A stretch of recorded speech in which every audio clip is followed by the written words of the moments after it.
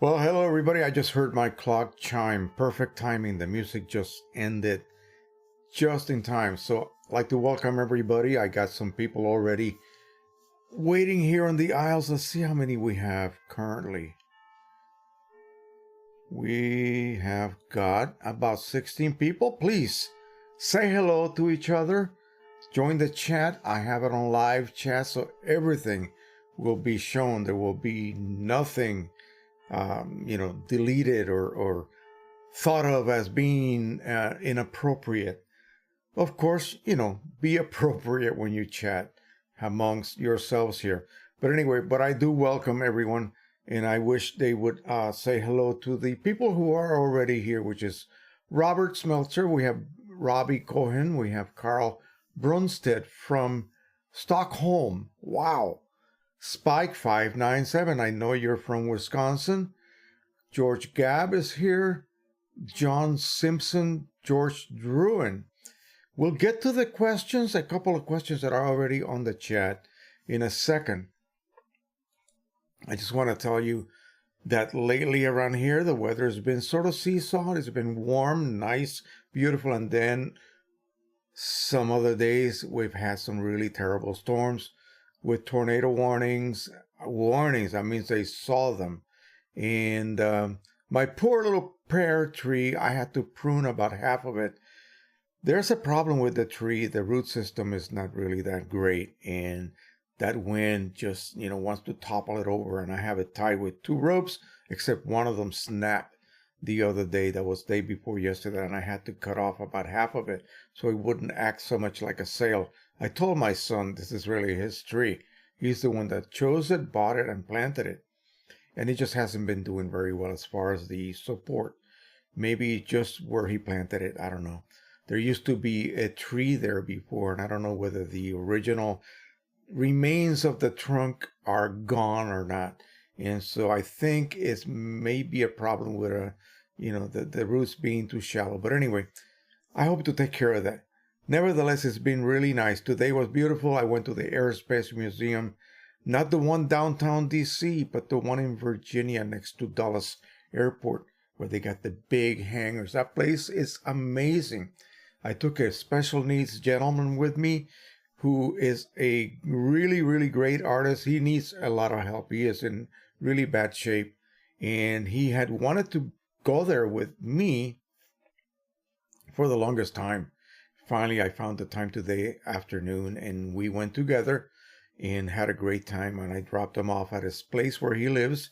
He lives in a special building, and I think he enjoyed it, and so did I. I'm going definitely back there again. I got to see the one of the shuttles, the B-29, and just about every other type of aircraft available out there. Really, really great. The other night, not long ago, when was it? A couple of nights ago. And the reason, by the way, I didn't do it last night was because the live stream, that is because last night happens to have been the night where we take our local drama club. This is a bunch of awesome kids, 4th and 5th graders, to go see a real play at a dinner theater. That way they get kind of the gist of what these actors and actresses have to do to earn a living. They have to wait on you. They have to work their butts off, and then they have to perform. And we did that after we collected, or basically we did a fundraiser that we do every year around winter time. And we earned the money to be able to take these kids to this dinner theater so that they have a great experience before they perform their own play, which will be in about a couple of weeks. I support them in that. I am always there to help them, and I produce basically the dress rehearsal DVD that I sell to the parents, along with cast photos that they purchased, and then we take all of that money that we generate and pay for the next license for the following year's play. And that's how it is. It's not cheap either. About $600 to $800 for a license to be able to put on a show, even a junior version of a particular musical for like grade schools. It's quite a racket, but it's worth it. The kids love it, and I do too. And it gets me back into videography, which has been sort of, put off to the wayside lately, especially ground videography. You all know I've been doing aerial videography a lot lately. But anyway, it's just a lot of fun. Now, the other night, as I mentioned, I called Precisioncolors. He didn't answer. So then I called him again the next day. He still didn't answer. Then I just left him a message to call me back, and he did, and we were on the phone for 3 hours. We talked so much about many things. One of them being, and I told some people in my YouTube comment section to come here tonight if they want to get the news. I still have them here because I'm working on the cartridges that I'm going to be refilling. And you will not find these on the website just yet. But you will first week of May. And that's a promise from him. We hope that comes to fruition.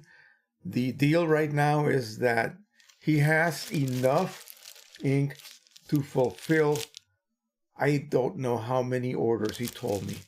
And he's still waiting for the bulk of the inks to arrive. They're on the way. They are en route to Canada. And so once they do, he will be able to do the bottling, labeling, sealing of the bottles. He's got a machine that can do the aluminum seal on top of the cap of the bottle. And then, of course, labeling, printing and labeling the bottles and getting them ready as kits so that you guys can purchase them and enjoy this new, much improved set of inks for the Pro-100. Now, if you're like me, I have an open, not just this size, but 8-ounce size of these PC-42 inks, the predecessor to these. Am I going to throw them away? Absolutely not. Of course not. I'm going to use the heck out of them because they're still excellent inks. What do you think I'm going to use to print all my giveaways that I give all the kids at school? I'm going to use those inks. There's nothing really inferior about them. It's just that you can always go better. And he has done that with this new ink set. And we will see. You have to prove it to me visually. So I'm going to go ahead and fill a set of empties that I have flushed. I'm still drying them because I don't have a dehydrator like he does. And by the way, those people on eBay that sell these complete sets already pre-modified and flushed, there is a secret to how they can mass produce these. If you do it the way we normally do by hand, basically, it's going to take several days. Don't want to touch on that. And I got a video that's going to go up tomorrow that kind of goes into certain details about the cartridges when they are empty and what you should do, especially the ones that you buy. So here's what happens. If you just have a single set, your initial set, and you think you're going to flush one of those, forget about it, as they say in New York. You're not going to be able to do that. It takes days to dry them. Even with the wicking, the rope made out of paper toweling and the rubber band in contact with the sponge and the fan blowing on it, it still takes a couple of days to properly dry them. Okay? You can't leave your print hit without a cartridge in that particular channel, whatever the channel happens to be. More likely it'll be the yellow cart that you will be modifying and flushing. But you just simply cannot leave that cartridge, that print head channel without a cartridge attached to it. So the only way this could possibly work, if you want to do your own yellow cart flushing, which I recommend you don't do, unless you really want to just basically learn how to do it, I don't recommend that you do that. You're going to get a replacement cartridge. It'll be a CLI 8. This is a CLI-42, but it'll be a CLI 8, which is identical anyway. You're going to remove the chip, and simply all you do is take away those two little melted little spots with an X-Acto blade.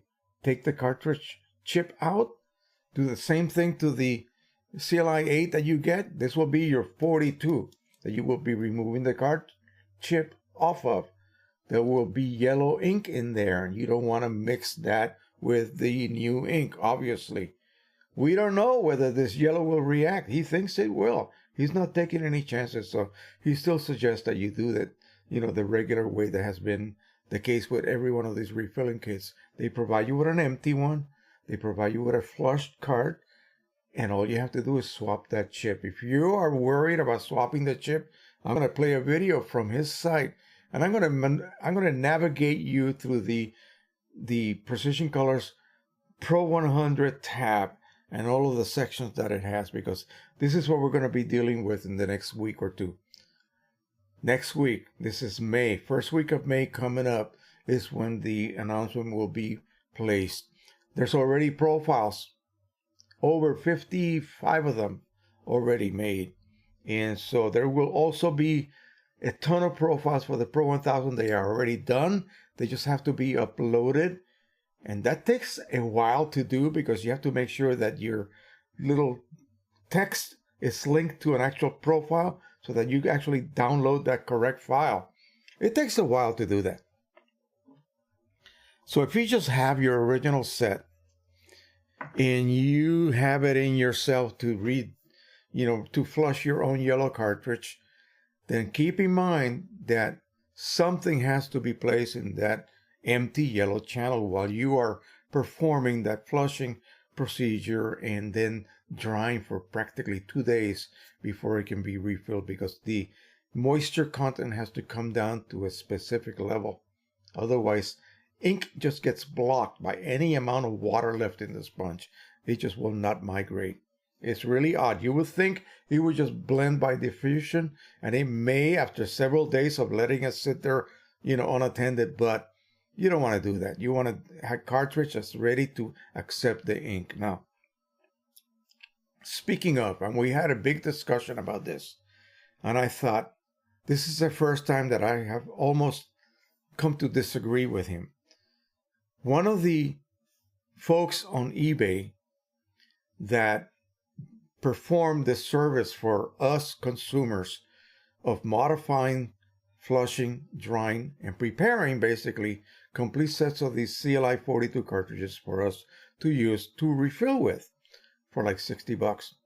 And when I tell you what the process takes, you're going to realize, wow, that's not a bad price, okay? But what one particular seller does is that he then treats the flushed cartridge with the rejuvenation fluid. And what does that do?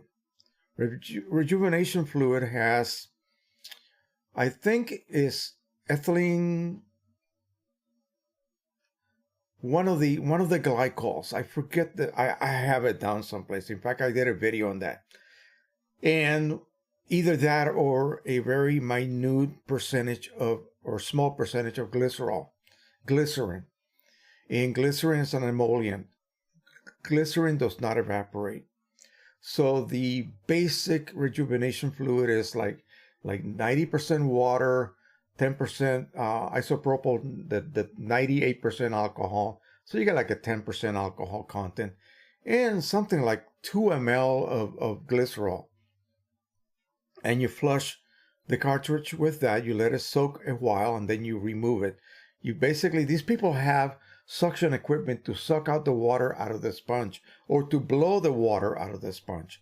When you do that, you have to actually cover the vent, so you do blow the water out of the sponge. And so what happens is that you get a remnant of this so-called rejuvenation solution. Well, the water evaporates, right? The alcohol evaporates, right? But the glycerol does not. And that was the whole idea of rejuvenation of these sponges, because when you have a cartridge that has been refilled, say 40 times, more than likely it will have foam in it within its fibers, and that just blocks the ink from re-entering or resaturating the sponge. What does that do when you try to print as well on a cartridge that you refilled, that whose sponge is filled with what we call foam? It's a frothy foam, literally, because the inks have also this glycol in them. It's part of the ink base. So you get a substandard ink flow. And that is the reason, that's the trigger that makes people want to reflush that cartridge after, say, 50 refills or so, and then treat them with this solution. Why? So that the ink, basically what this does, okay, let me explain this. I'll try anyway. You know that water by itself has surface tension, and it's a really strong molecular bond at the surface of H2O molecules. This bit of glycerol or bit of glycol left in the sponge, and it's very minute amount, absolutely prevents surface tension from disallowing ink to just freely migrate those fibers. Apparently, it's a bad thing when it happens too quickly. Somebody bought a set of these cartridges and they freaked out when, as soon as they filled the liquid chamber, it just filled the sponge. In my book, that's actually positive. That's actually a good thing. But Mike told me that he didn't quite come out and say that that was bad. I asked him repeatedly, is that a bad thing? Will that basically then equate to some change in ink flow, a detrimental change in ink flow when you're printing? He really didn't quite explain. He was kind of talking about what the user of these new cartridges that came from this dealer was complaining about. And I think he complained to him about that. But you know what? I think that's a good thing. The easier that the ink can flow to the sponge, because that's not going to matter whatsoever, one iota, I should say, how the ink flows out of the cartridge. Because once it is locked onto the printhead, the printer is controlling how ink flows out, how ink flows out of the cartridge. Okay, the cartridge will control how ink does not flow out of the cartridge when that sponge starts going a little bit wonky, as they say, full of air and stuff like that. Okay, but as long as that ink is flowing freely into that sponge, the easier that the sponge can be replenished as you print, the better. That's what you really want. You want ink to freely flow into that sponge as you are creating an ink deficit by printing. So as ink is, let's just say, sucked out of the cartridge by the printhead, ink is immediately being replenished into the sponge, and you maintain that so-called equilibrium of sponge saturation. And it's kind of a balance. It does balance itself out. When you stop printing, it literally just comes to a balance. You're not in there looking at the cartridges, but actually that takes place. So, I don't know. Maybe the other seller does not pre-treat the cartridges as a secondary last step before drying and selling them to customers. And maybe those cartridges, I don't know, absorb ink a little bit slower. I would think I would want a quick absorption of ink, a quick saturation of my sponges. Now, let me show you 3 cartridges here. Okay, I have them right here. I got a yellow that I believe is ready to be refilled. It has not even, it has been flushed by me. It looks nice and pristine. It has a plug hole with no plug in it. I drilled out the seat, and remember, when you insert that plug, it's the seat diameter, the hole that I created, is smaller in diameter than the factory seal hole that they make at the factory during the molding process. So keep in mind the diameter of the hole, the factory hole, is a little bit larger than the diameter we created when we drilled out the seat, okay? But not by much. So what happens when you insert the plug, it seals against the inner wall of that factory hole, but then as you press it beyond that hole that you drilled out, the 5/32 diameter hole, it gets compressed. And then as it extends beyond that hole, it re-expands. It creates this ridiculously good seal. Okay? That's why I'm so against people and the idea of just sticking a plug in there without drilling out that seat. It just will not work. Ink is very slippery. And if you get ink between that inner surface of that plug and the inner surface of that hole, it's going to be as slippery as molasses, and it's going to eventually cause a leak. You'll have ink all over the place through the printhead. Okay? Why would you want that by simply taking a shortcut?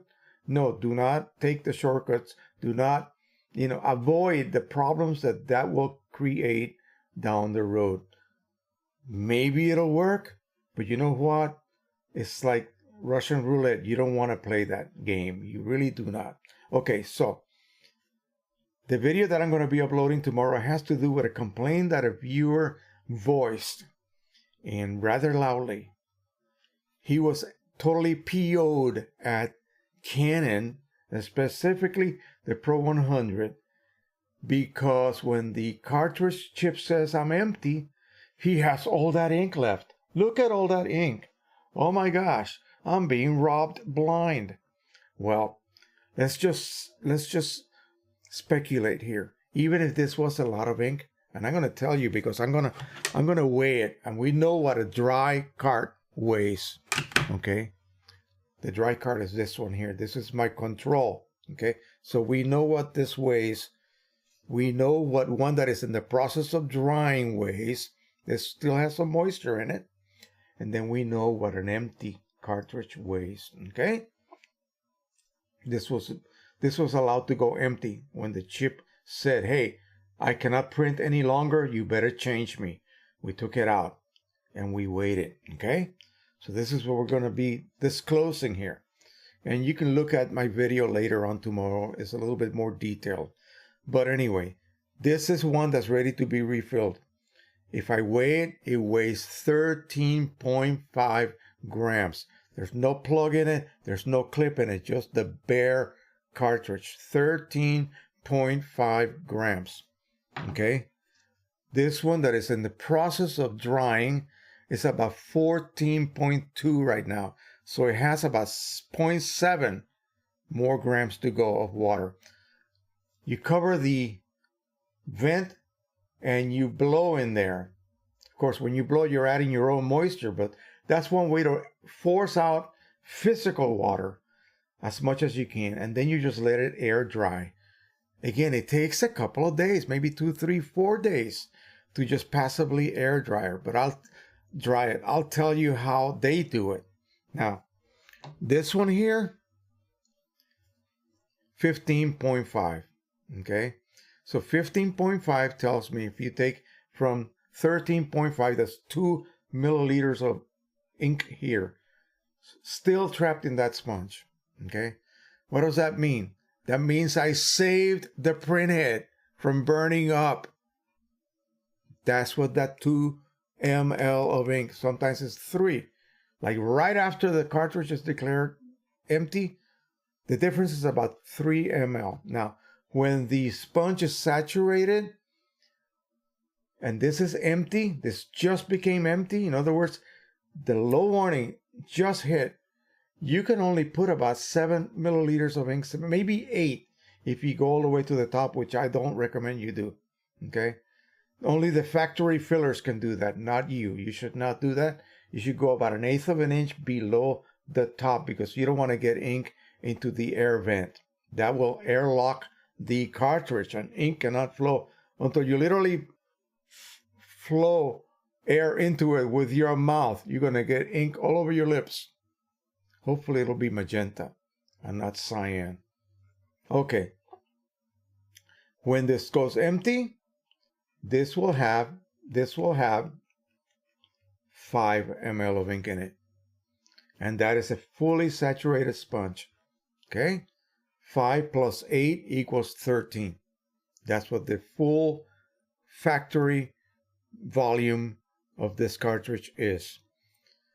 Now, when we choose to refill, and that's on our own, okay, we make that choice. Okay, there's no guarantee that you will not screw up. Eli is an expert at it now.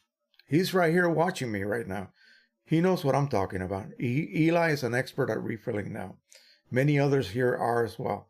But many new people getting into this are not. And what they make the biggest mistake at is thinking that you're going to squeeze out a few more prints after you get the low warning.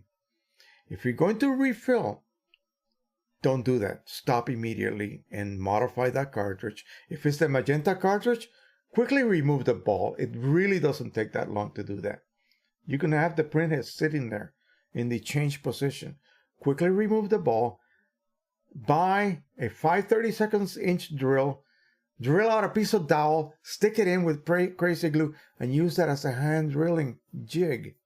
You can drill it out by hand very gently. That's all you have to do. There's already a hole there. It's just too narrow in diameter to accept the plug, to allow the plug to go through, compress, and re-expand. You have to enlarge that little currently present hole. Okay? That's what the drilling is for. So drill it out, reset it, put the clip on it so you can then refill it to the top, plug it. Let it sit for a few seconds. It's going to then start to saturate the sponge. If you caught it at the right time, you can probably immediately put it back in the printhead carriage and continue printing. But if you went beyond, say, a print or two, then you will have to allow the sponge to kind of replenish itself, resaturate itself. That will cause this liquid chamber to drop, the level to drop. Top it back up. This can be done in about 2 to 3 minutes. You can do this. Now, if it's the yellow cartridge, forget about it. You need another yellow cart to put in there, okay? So if you're not going to buy a second set of cartridges, okay, remember that you can do your other colors without any kind of worries about gelling or anything like that. So you can go ahead and even if the sponge has, 5 ml of ink, you can top it off with Precisioncolors inks. No problem. Nothing will happen. Just not the yellow one, okay? So if you want to do your own yellow cartridge, buy a second yellow OEM card and put it in there, okay? It will actually help in your longevity. In fact, I have recommended to some people that are doing some very specific things with their Pro-100 to just continue buying OEM yellow. Yeah. And if you really want to extend the life of the prints that you're making, also buy OEM black. Okay, that would be the best way because those are the two colors that will very likely succumb to ozone and UV exposure fading.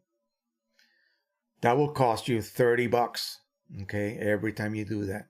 But if you're selling prints and you want to, include in your description that your prints will have longer longevity than most others, then you have to do that. Either that or buy complete OEMs from now on, from that point on. I know you're not willing to do that, but, I'm giving you options, what you can do. If you want to just stick with Precisioncolors, say, for instance, 6 of the colors, then, just use OEM black, use OEM yellow all the time. And that will help increase tremendously your longevity on most of your prints.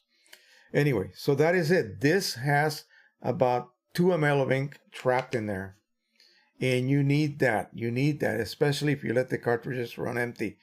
This cart cannot go completely white, cannot go completely empty, or your printhead will burn out. That channel will be overheating. By that point, it'll be too late. So that's why you're not allowed to go beyond. Well, they allow you to do that. If you're really dumb and you want to squeeze one last one after you go empty, you disable ink monitoring. But that, that's up to you. That is your own doing, and you will harm your printhead. You just have to be careful. And stop complaining about the fact that ink is left in the sponge. It has to be left in the sponge, period. Now, on Pro-10 cartridges, it uses an ink bag. So there's no problem there. Once the ink bag goes empty, the chip will also simultaneously tell you that the cartridge is empty. In fact, it will be like maybe half a milliliter of ink in the bag, and there will not be a danger of you, burning out your printhead, because you'll still have a little bit of ink in the bag, and you can't really complain about half an ml of ink left in the bag. Come on. There has to be some ink. EPSON printers, they're even worse. They don't have printheads that burn out. EPSON printers are even worse. So, Pro-1000, when it goes empty, that cartridge is dry. It is empty. Okay, no problem whatsoever.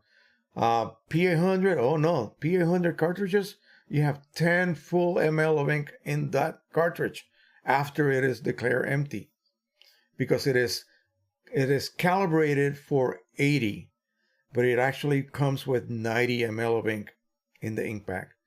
And I don't know why they need that buffer. I haven't had it explained to me, but because there's no air in the ink bag, there's no possibility of introduction of air in the ink bag. You could get air in your printhead, I should say the printhead. You could get air in the print lines, the ink lines, and the printhead dampers and so on, if you use refillable cartridges, say on a P600. Okay, they take 30 ml almost, and if you have a particular set from China that maybe has inaccurate chips, so the cartridge goes empty when the chip still says you have ink, guess what? There's only air left in the cartridge. That's going to be pumped into the ink lines. Boy, you have a big problem then. Not so with a cartridge with an ink bag, because the ink bag collapses. That's it. It cannot suck anymore. So there's no air getting into your system. And that happens only with the P800, the 3800, 3880s, all of the large format Epson cartridges that use those big old cartridges. None of them come without an air bag, without an ink bag, I should say. They all use the ink bag system. The Canon printers do not, okay? So keep that in mind. But they're gravity fed, so when they go empty, because of those secondary ink compartments downstream, it doesn't really matter. Even if you get a bit of air in the ink line, it's going to be vented when it reaches that secondary holding tank, if you will, of ink. It's going to be vented out. You will never get air in your printhead. That has already been engineered in those types of printers for you. Alrighty. So I think we got all the necessary news out of the way.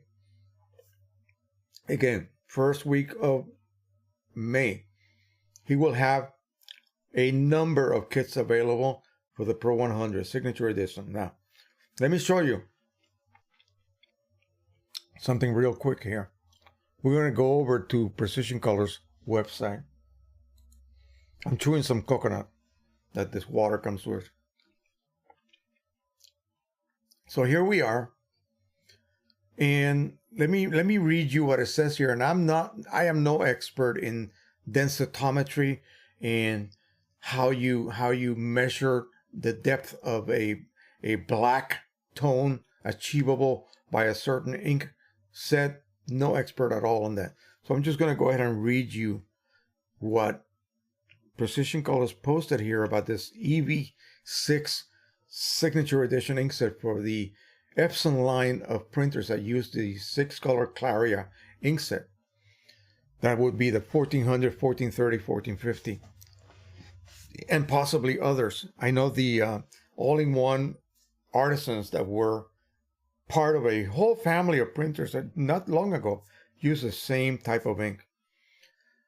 When you take the EV6, remove the weaknesses and custom tune the color reproduction for near perfect output.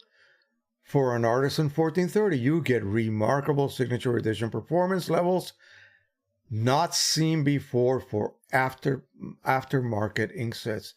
And this is the part that goes over my head. after profiling approximately 40 papers. So I think there's going to be quite a few papers already profiled, and those profiles will be available for free. And folks, that costs a ton of money to produce, okay? Not only money, but time and effort. So, kudos to Precisioncolors because they do this all the time.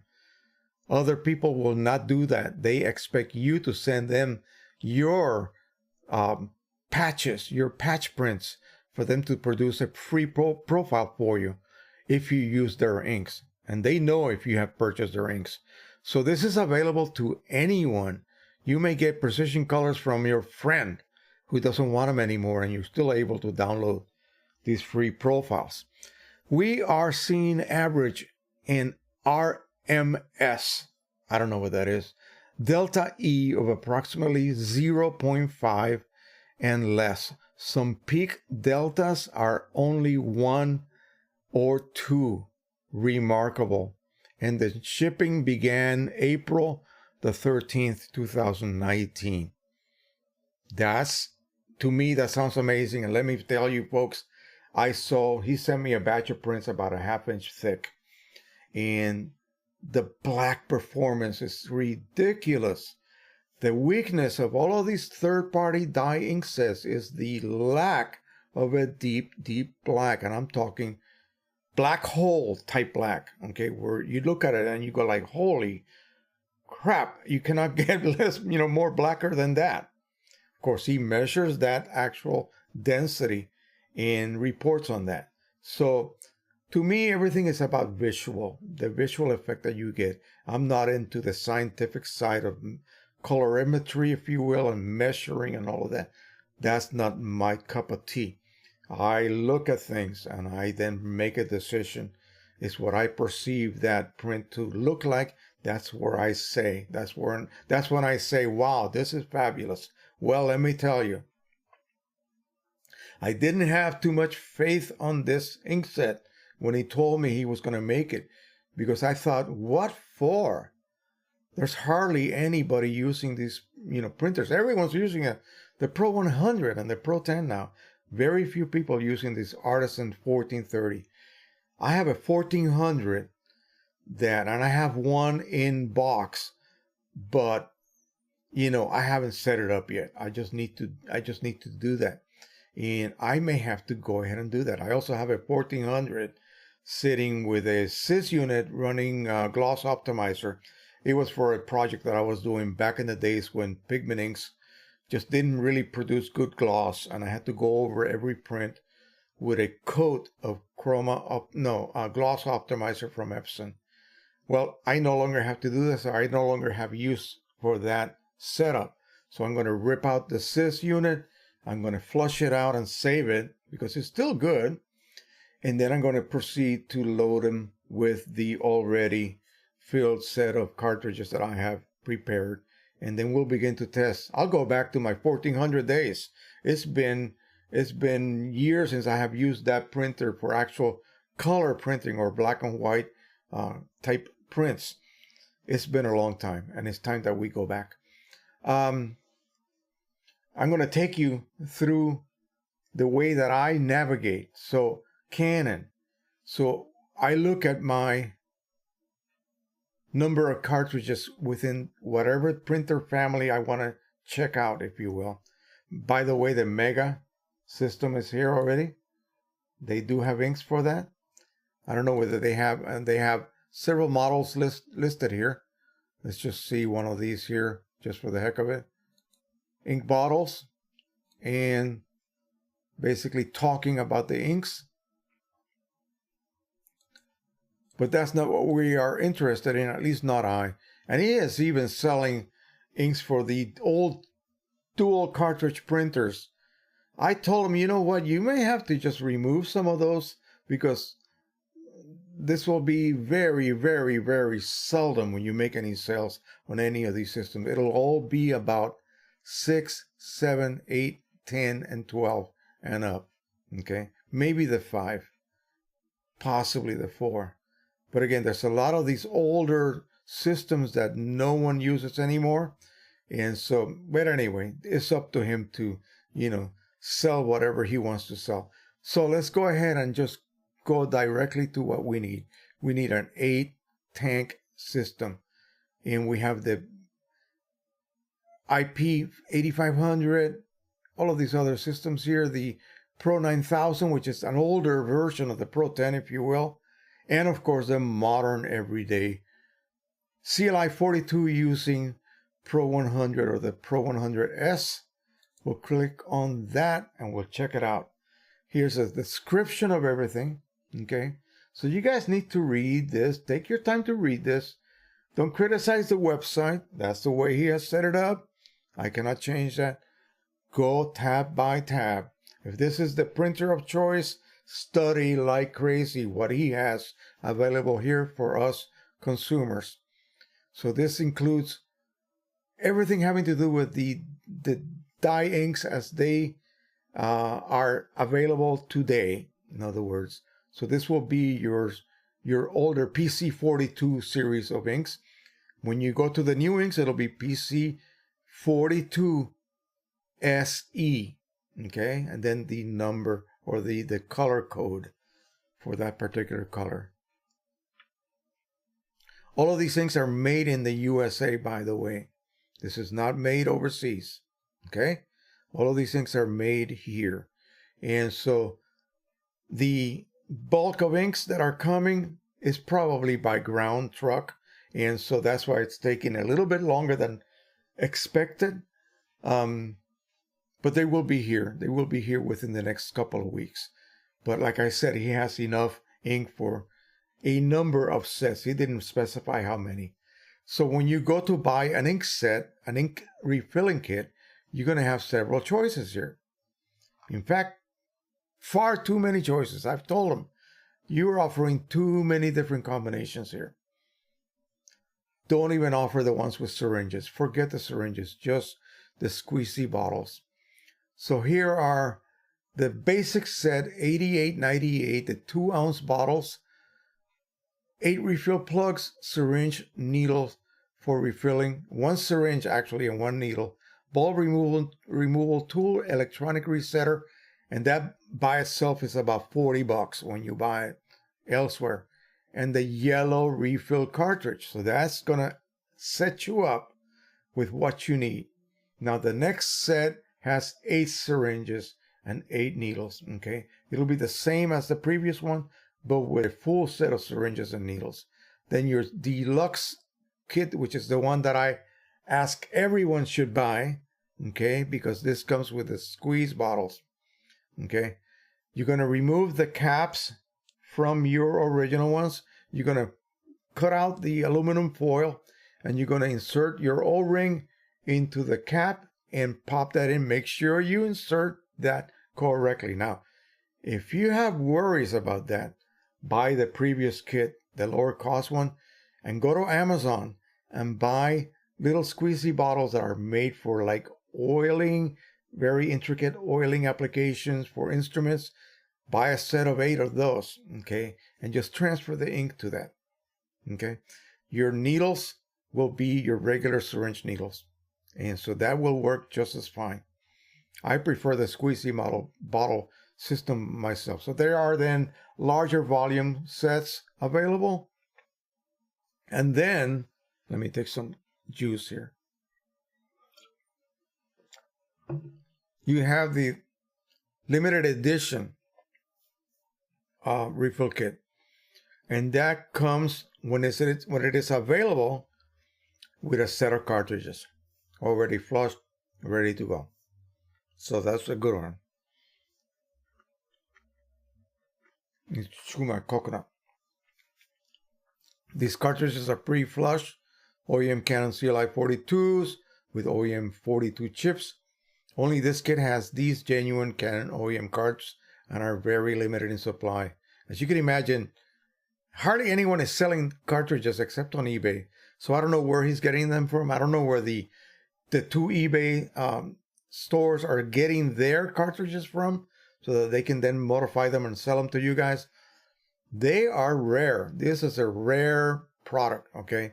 It's not like the CLI-8s, which were, at one time, they were just like, I mean, hundreds, 600 in a box being sold for $100.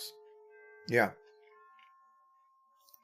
And of course, as I expected, sorry, sold out again. The minute he gets them, they fly. So then below here, you have the refill kit, basically what he explains on top. And then this is where you would order. And you can then choose your size, your volume size, 16-ounce kit. That means 8 bottles, 2 ounces each, or 8 bottles, 4 ounces each.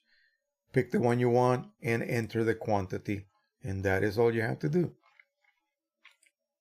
If you just want to buy bulk inks, you go here and you buy whatever you wish. You don't have to buy the whole set. You can just buy whatever colors you need. And for those of you who go that route, I would recommend that in the case of the Pro 100, you go ahead and you buy, let me see here. You buy the light gray and the gray. Okay, you're going to need more of that than any other color. This is a weird situation here where often you would think that the light magenta, light cyan is used at a higher rate, but in most cases it is not. It's the regular cyan and magenta. So again, go through your initial set of cartridges that you get with the machine and just see.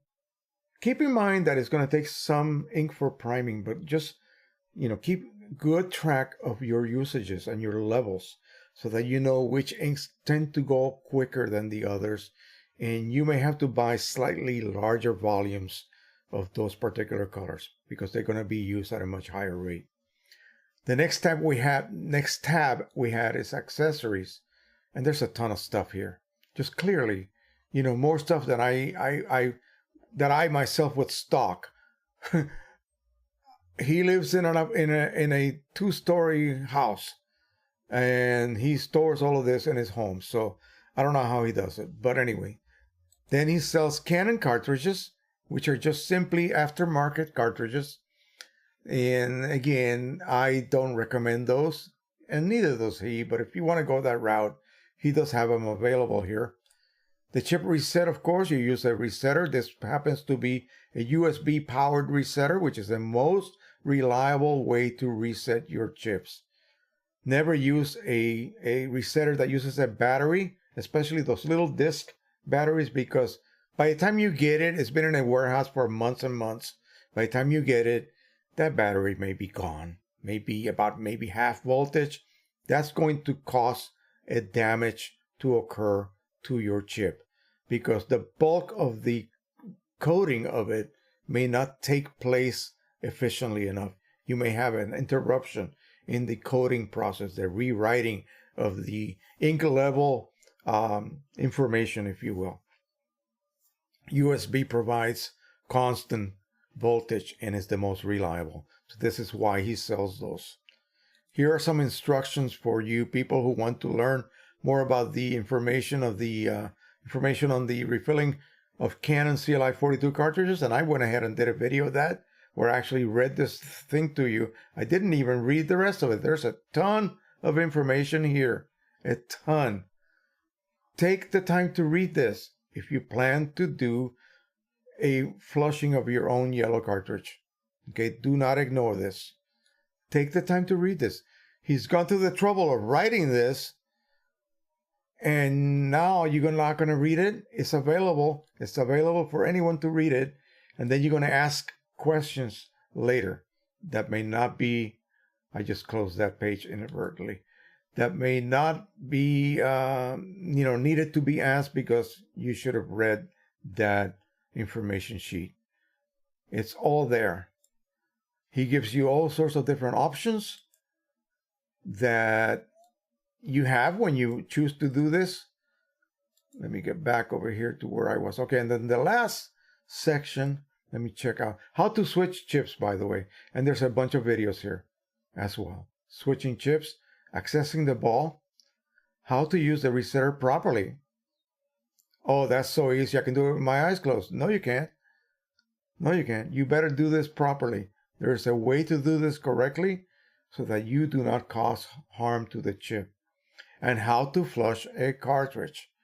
Now, the way he does it here is just for you guys to see the basic way to flush, not the way they do it. I will discuss that after we get done here. Custom ICC profiles. This is an easy method of using ICC profiles with the Pro-100. Take a look at that. Take a look at that. We created an upgrade kit to allow current users to move closer to the latest inks. All right.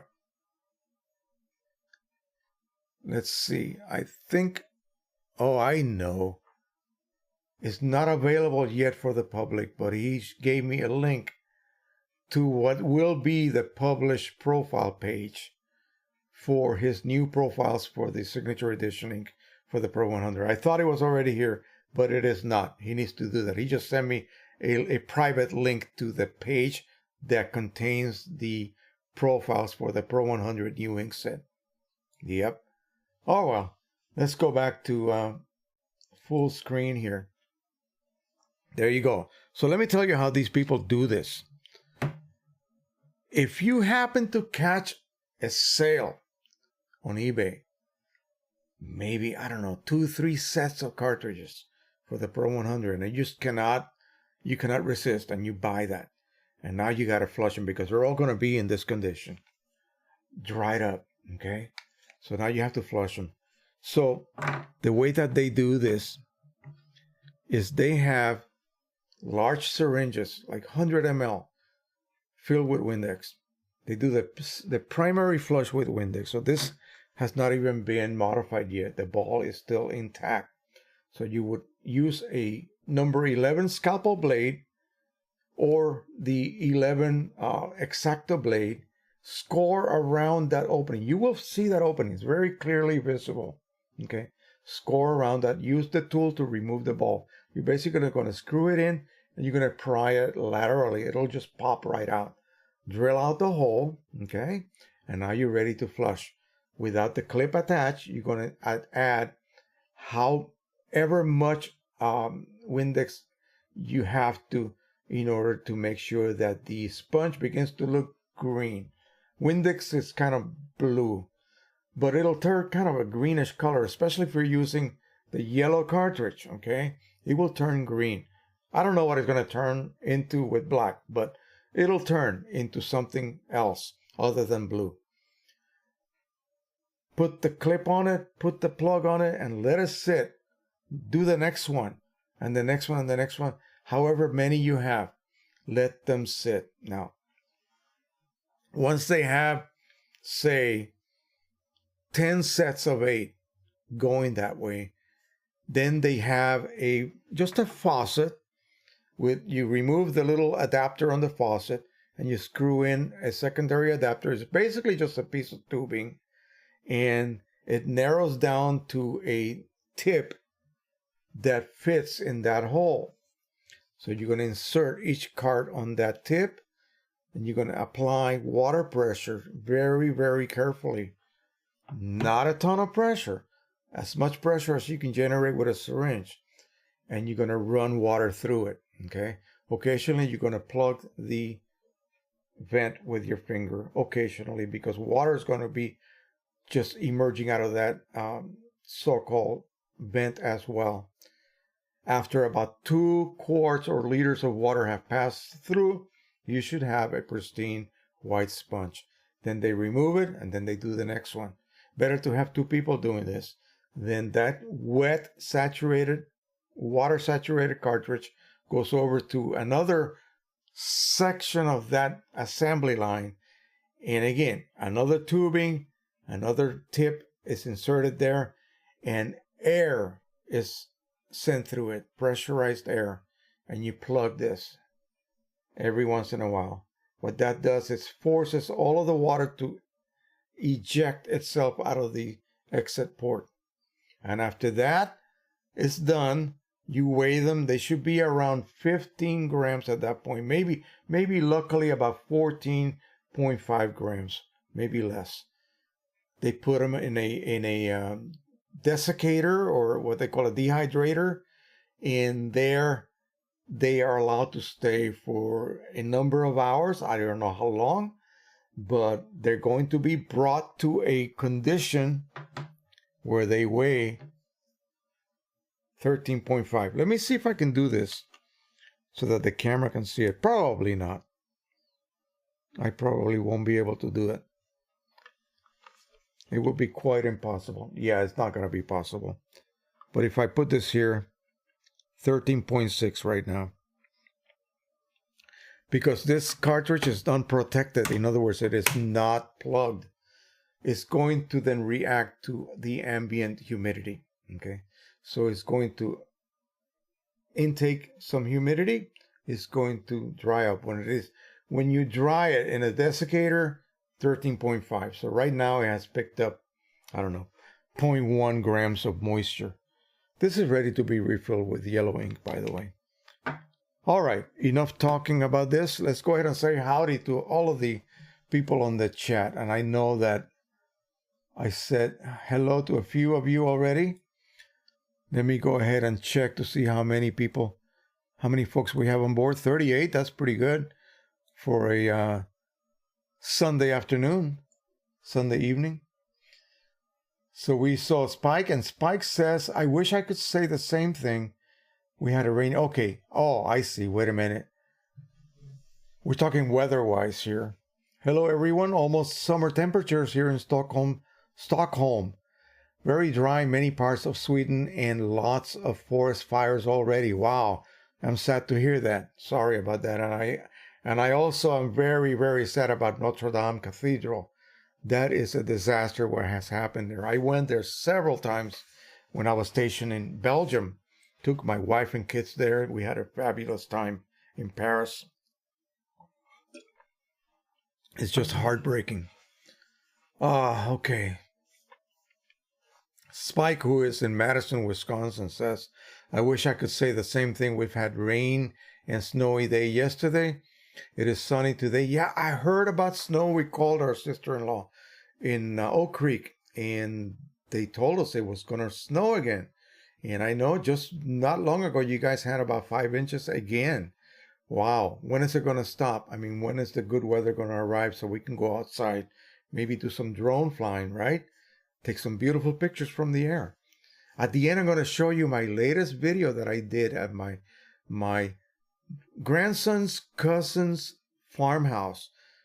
They have 2 horses and a great big pasture area and a nice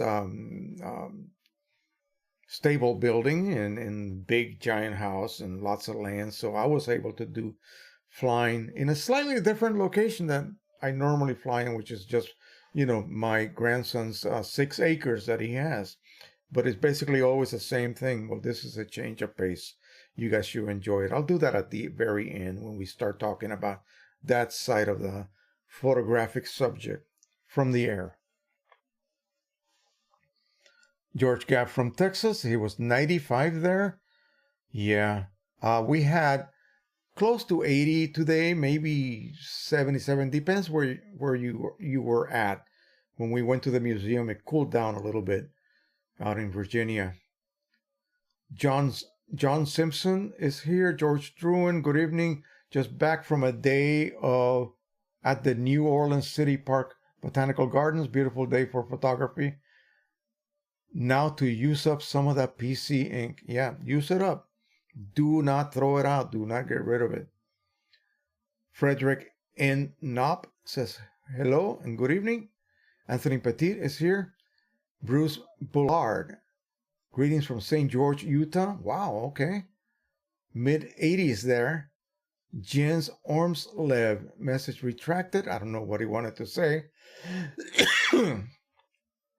Pedro Boom from Belgium. Wow, okay. I mentioned that I lived in Belgium 3 years. We loved it. Absolutely loved it there. My son was born there, by the way. Claudio San Juanello. Hey there, everybody. I remember you. You're from here. And I apologize. I never got back to you. I'm not ignoring you. But please clarify whether you were interested in going out shooting, or I was talking about drones, I think, when we were interchanging information. I don't have a lot of time to go out and shoot. My weekends are pretty much packed. So if that's what you had in mind, I'm sorry. You know, if you want to hang around one day or whatever, when I'm not doing much of anything, we can maybe go to a diner and just talk and you know, exchange ideas. But I don't have time to go out and do photo shoots with pretty much anyone, which is saddens me because that's what I would love to be doing. But I have been busier than ever the last couple of months. I hope this summer things slow down a little bit. My grandson's going to be at summer camp for like 3 weeks straight, so I'm not going to be seeing much of him during that time. So maybe I'll have more time to go do some outside activities with my wife primarily. She comes first before anyone else. And then possibly get together with someone who is so close to me that, you know, it's like if I yell, you'll hear me. Yeah. There's also a gentleman that I would love to go visit, and he's up in Eastern Maryland, Upper Eastern Maryland, and he's the one that gifted me one of my big drones. Okay, enough about that.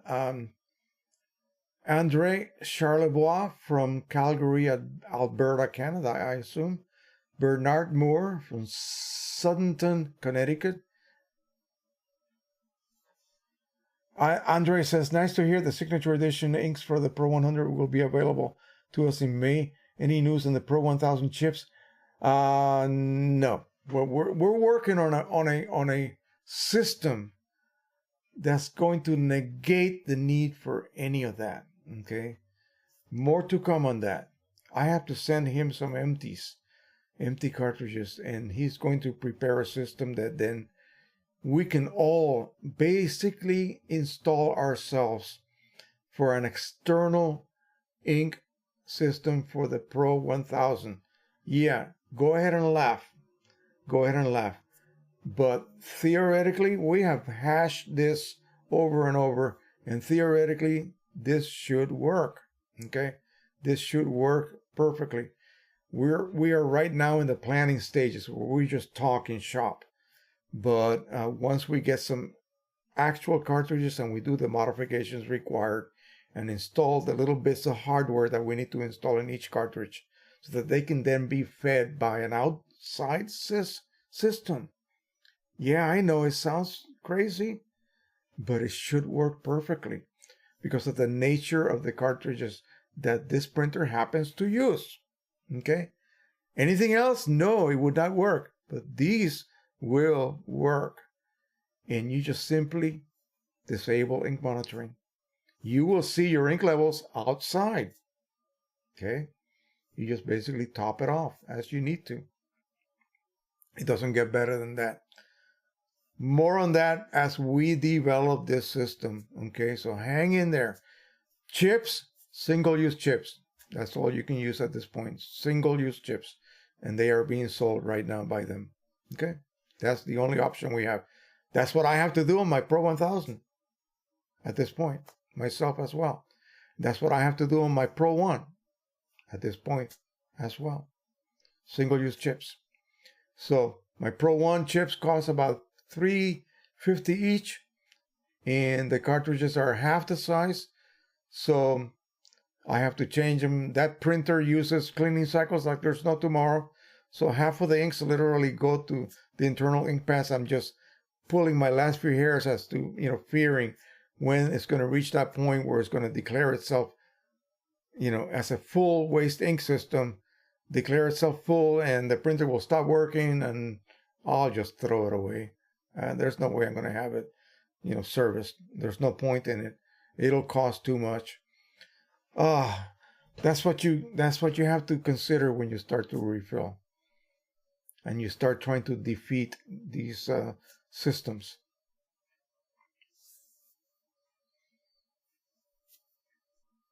JLS Golf from Southern California, I assume. SoCal, so that's where I grew up. Claudio says, I used to work at SoCal over at Irvine. Okay, awesome. Yeah. Eli has dropped a couple of super chats, 99 cents each. Thank you, Eli.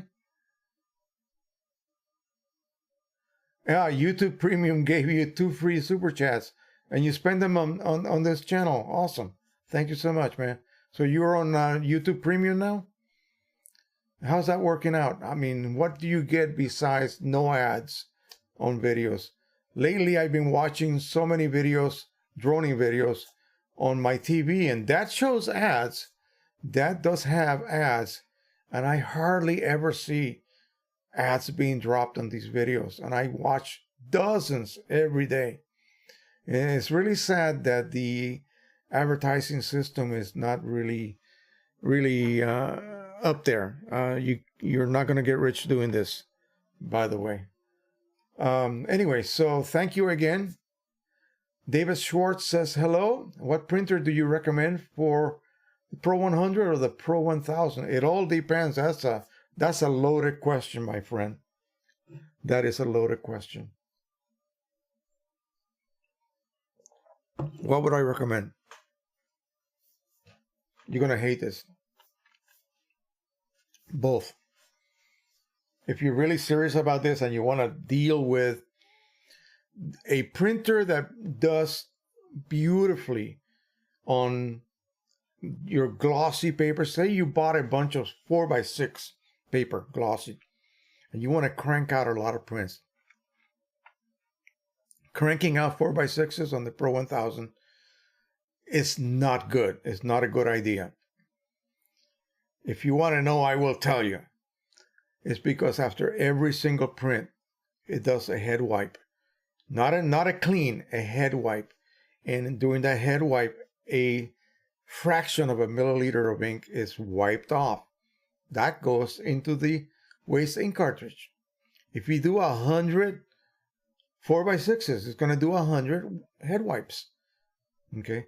This printer, and you're making little tiny prints. You're wasting proportionally quite a lot of ink compared to using the printer for what it is intended for, which is to make big old prints. Okay? 16 by 20s, 13 by 19s, 17 by 22. That's what that printer excels at, and that's really what it is made for. So you make a big old print that you sell, say for $100, and it costs you what? $2 to print? $3 to print? Minus the cost of the paper. You see what I mean? That head wipe that it does after that print is insignificant compared to the fact that, you know, you're going to do 100 of them if you do 100 4x6s. Get the Pro 100 for all of that type of multiple printing of little prints. You're going to give away to your relatives, put it in an album or whatever. But for your serious printing jobs, the Pro 1000 just kicks butt. Okay, the Pro 100, yeah, it's good. It's good. And you can just use it for 16 by, no, not 16 by 20s, 13 by 19s is max. You can use it for that. And never print little prints on it as well. But what if you want to print on matte paper? It's not so good for matte paper. It just isn't. Your photo black just does not have the density to create a strong black on matte paper. Neither does that EV6 new inkset. It really performs extremely well on all your shiny papers. Let's just be global here. Shiny papers, yes. If you're only going to ever print on shiny papers, use the Pro 10. Yeah. Use an EPSON Artisan 1430. Yeah. If you're going to print on all types of paper, including fine art, rag and burrito and this and that and pearl and blah, blah, blah, all of those fancy papers that are costly, then you need a printer that can perform. Okay? It can perform on those types of papers. Dye inks on some of those matte type fine art papers, just totally inadequate. It will not work so well. You will not be happy.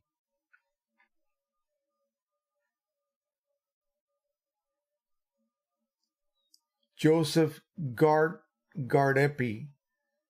So glad to hear the new inks are coming in May. As am I. But, okay, I feel kind of bad, but, you know, I already have them here because I got the pre-release sample. And so, unfortunately, I wish I could just start printing right now on them, but my cartridges are not optimally dry yet. I may go ahead and set up I have a toaster oven that I can set to like 110 degrees, just a constant 110 degrees. And I might just put them in there on a tray, of course, with the door half open so that they can just heat up to a very gentle, warm condition. And within half a day, they'll be fully dried, or at least dry to the level that I need them to be, which is 13.5 grams. Alrighty, David Schwartz says, oh no, wait a minute.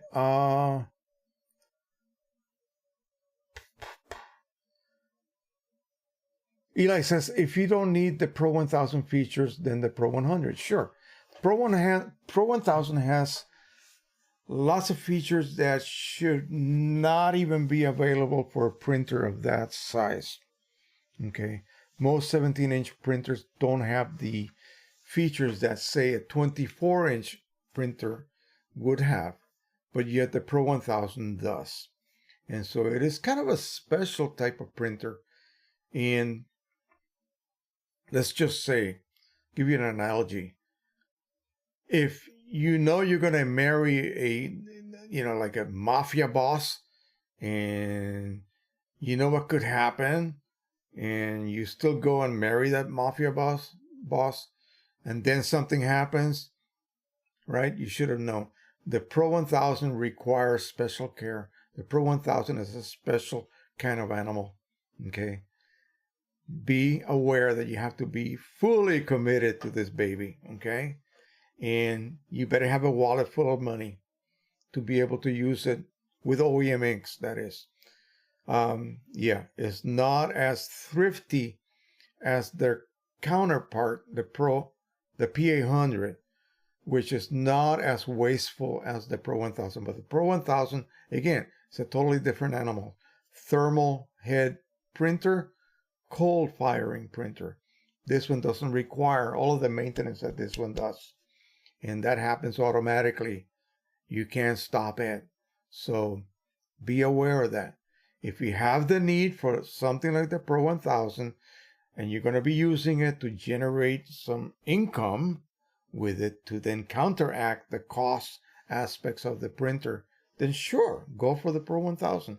Other than that, don't. If you do not, then do not. Let's see. David Schwartz says, what are the Pro 1000 black and white photos? You mean, what are they like? Incredible. They're awesome. But then again, so are the Pro 100 if you have a correct profile.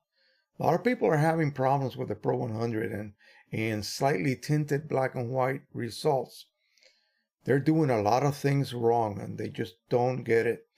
They don't get what the basic settings have to be. And so they get, lots of greenish looking prints, magenta-ish looking prints, where they should be getting nothing but neutral prints. Anyway, that's what my videos are for. All they got to do is go back. I cannot spoon feed you. So I am creating videos that teach you how to do things correctly. And then what you got to do is, once you learn to do something that works, stick to it. Don't change it. Don't be so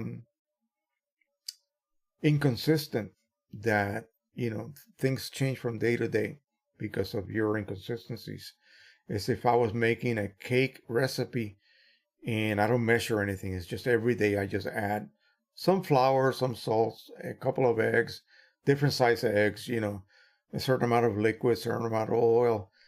Every day the cake is different, you see. So if you want to print consistently, you have to be super consistent on the way you set up your driver and what you feed that printer with, the images that you feed that printer with.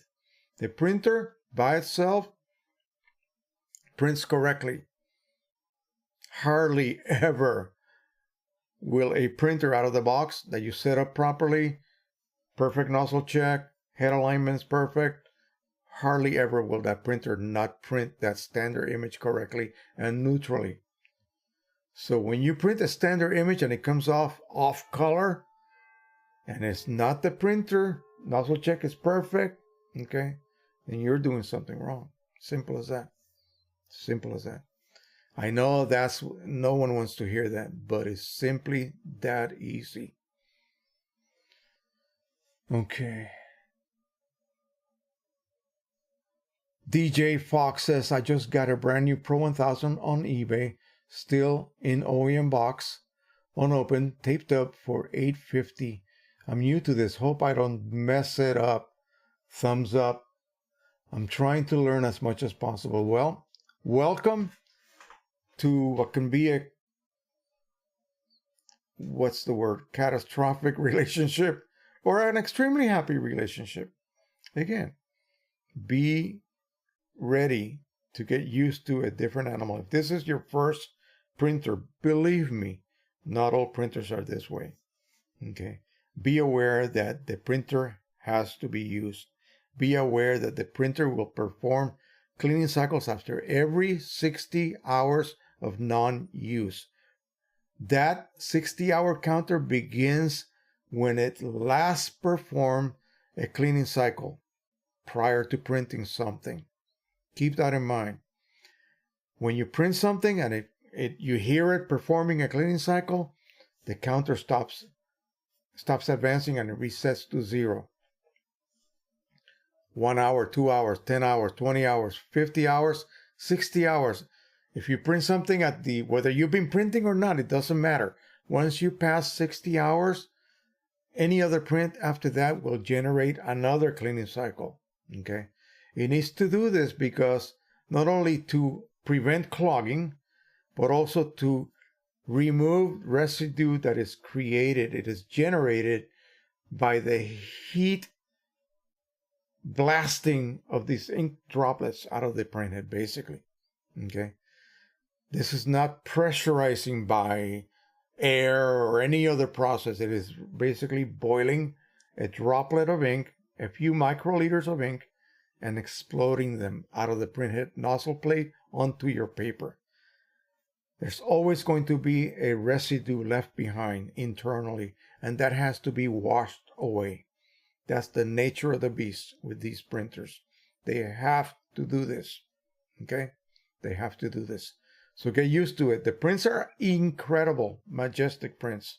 You will get blues that you will never ever be able to achieve with any other printer because it uses blue ink. Reds, it uses red ink. Okay? And the yellow is amazing on it. The magenta is also quite good, slightly better than the Pro 1. So it has a lot of pluses. You have an internal densitometer that you can use to bring that printer to a standard established factory condition that it may not be in when you open it and set it up. Because there's always going to be variables between a particular batch of a certain model. You calibrate it. Use the included paper that they give you. Calibrate that printer internally. You run it directly from the LCD. Okay? And then you run the calibration. It happens internally. Nothing you have to do or touch. The paper is printed on. Patches are printed on it. It allows it to dry. It retracts it. And then the densitometer reads it. And then calibrates your printer so that it matches the theoretical condition that the engineers wanted the printer to be.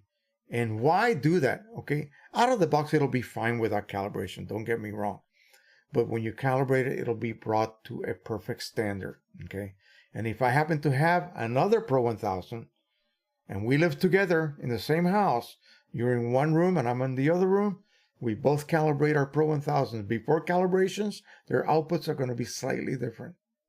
Okay, when we calibrate them, their outputs will be exactly the same. So if we each print a standard image without any editing, open it and print it. You open your standard image and print it. Our outputs are going to be identical. That will not happen if we do not calibrate both machines. It has nothing to do with profiling. It has nothing to do with paper types. No, you just use your Pro luster they gave you and calibrate that printer. Okay, after you do the nozzle check, after you do the head alignment, you do the internal calibration. At that point, you're ready and set to print the standard image. Get it from my Facebook group. Okay, join the Facebook group. We're going to go over there in a minute and tell you that we went over 2,400 the past few days. And I'm about to go over 23,000 on the channel. So that's really doing well, and it's all because of you guys. All right, so let me go ahead and continue on here, because we seem to have a lot more questions than we normally have, and there's a lot more content that I want to address in some of these forums, and also my section on the channel for comments. A lot of people are having a lot of problems, and basically they're just not searching in the correct places. That's what it is. Like I said, you want to be spoon-fed, and that doesn't happen all the time. You got to do a little work yourself to be able to find the information. It's all there.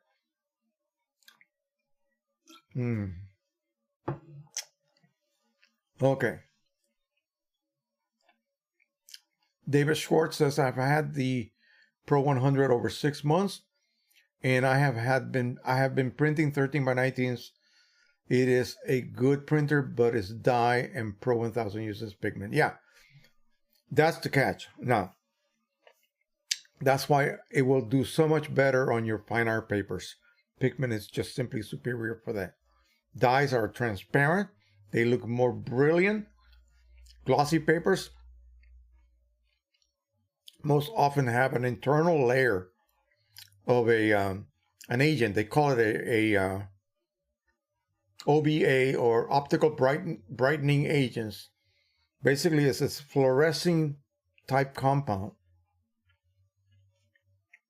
that sits at the base of the paper itself. Then your coatings go on top that accept the ink. They're made out of gelatin mostly.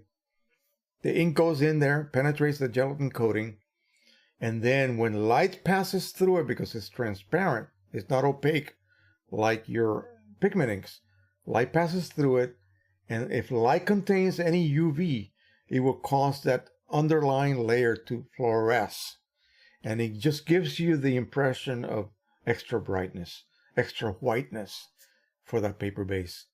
And so if that is what you're looking for, then a dye-based printer is for you. That is what you need. If that is not what you're looking for, you want longevity beyond decades, then pigment is what you need.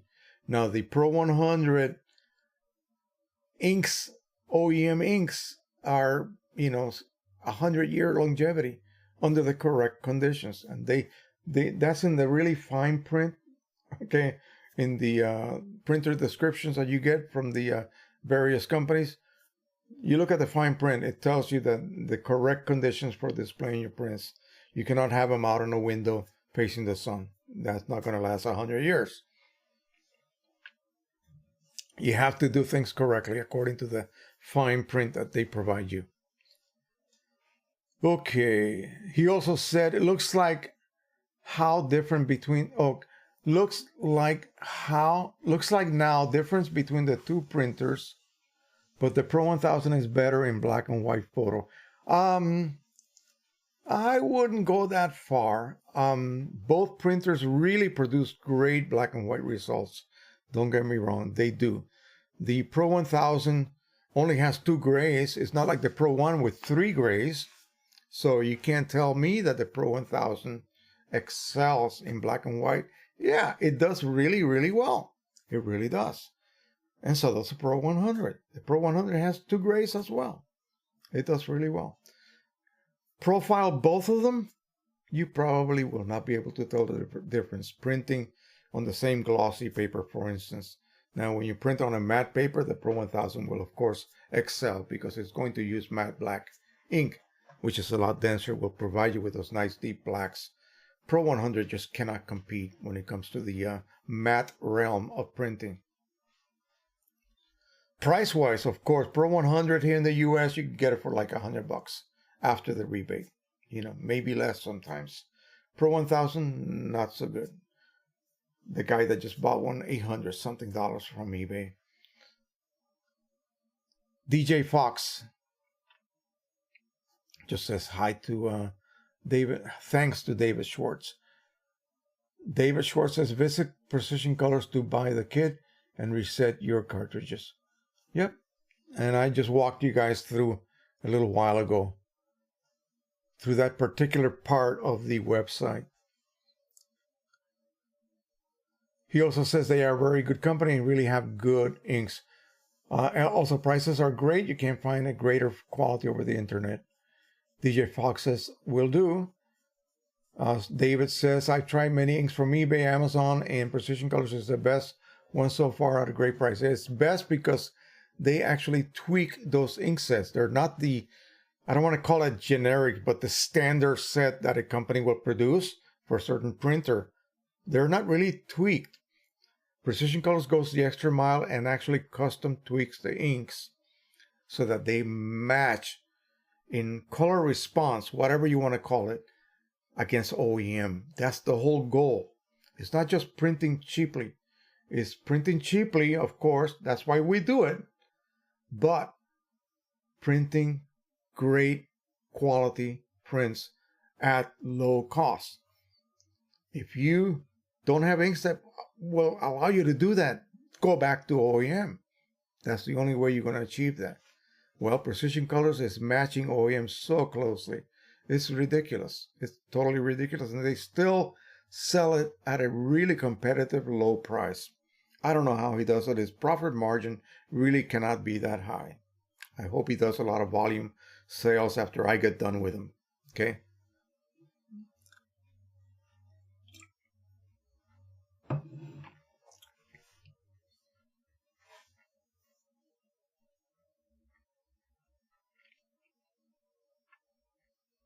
DJ Fox says, my main concern is how much ink is going to lose if I'm only printing once every 1 or 2 months. Oh, not a good idea.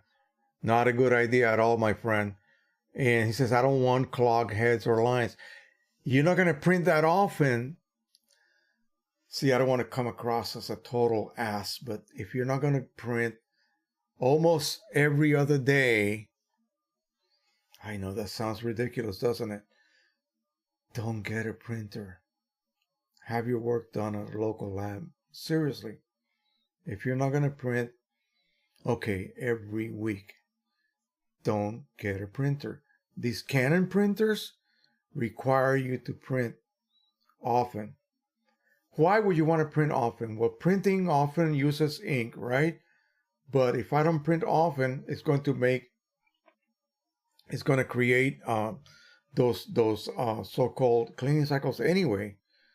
So I want to create a situation where I'm actually using more ink. Yeah, I'm using ink, but I'm producing prints rather than using a few ml every 2 weeks, making 1 or 2 prints. But believe me, you will waste more ink in the cleaning cycles because the ratio will get skewed against you. I told this story. I did a set of 4 images. Let me get my fingers right. 4 images, 50 prints each. It was 9 by 12s. Yeah, 9 by 12s. I did it on the Pro-1000. Okay, 200 prints.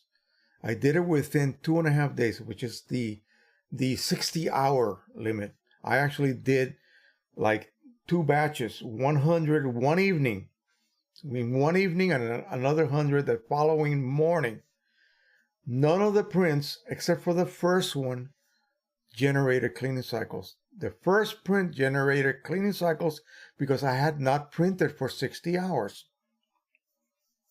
The cleaning cycle cleaned my printhead, made sure I didn't have any kind of nozzle problems. I ran a nozzle check afterwards, and then I proceeded to start my print job. I made 50, then I made another 50, and I went to bed.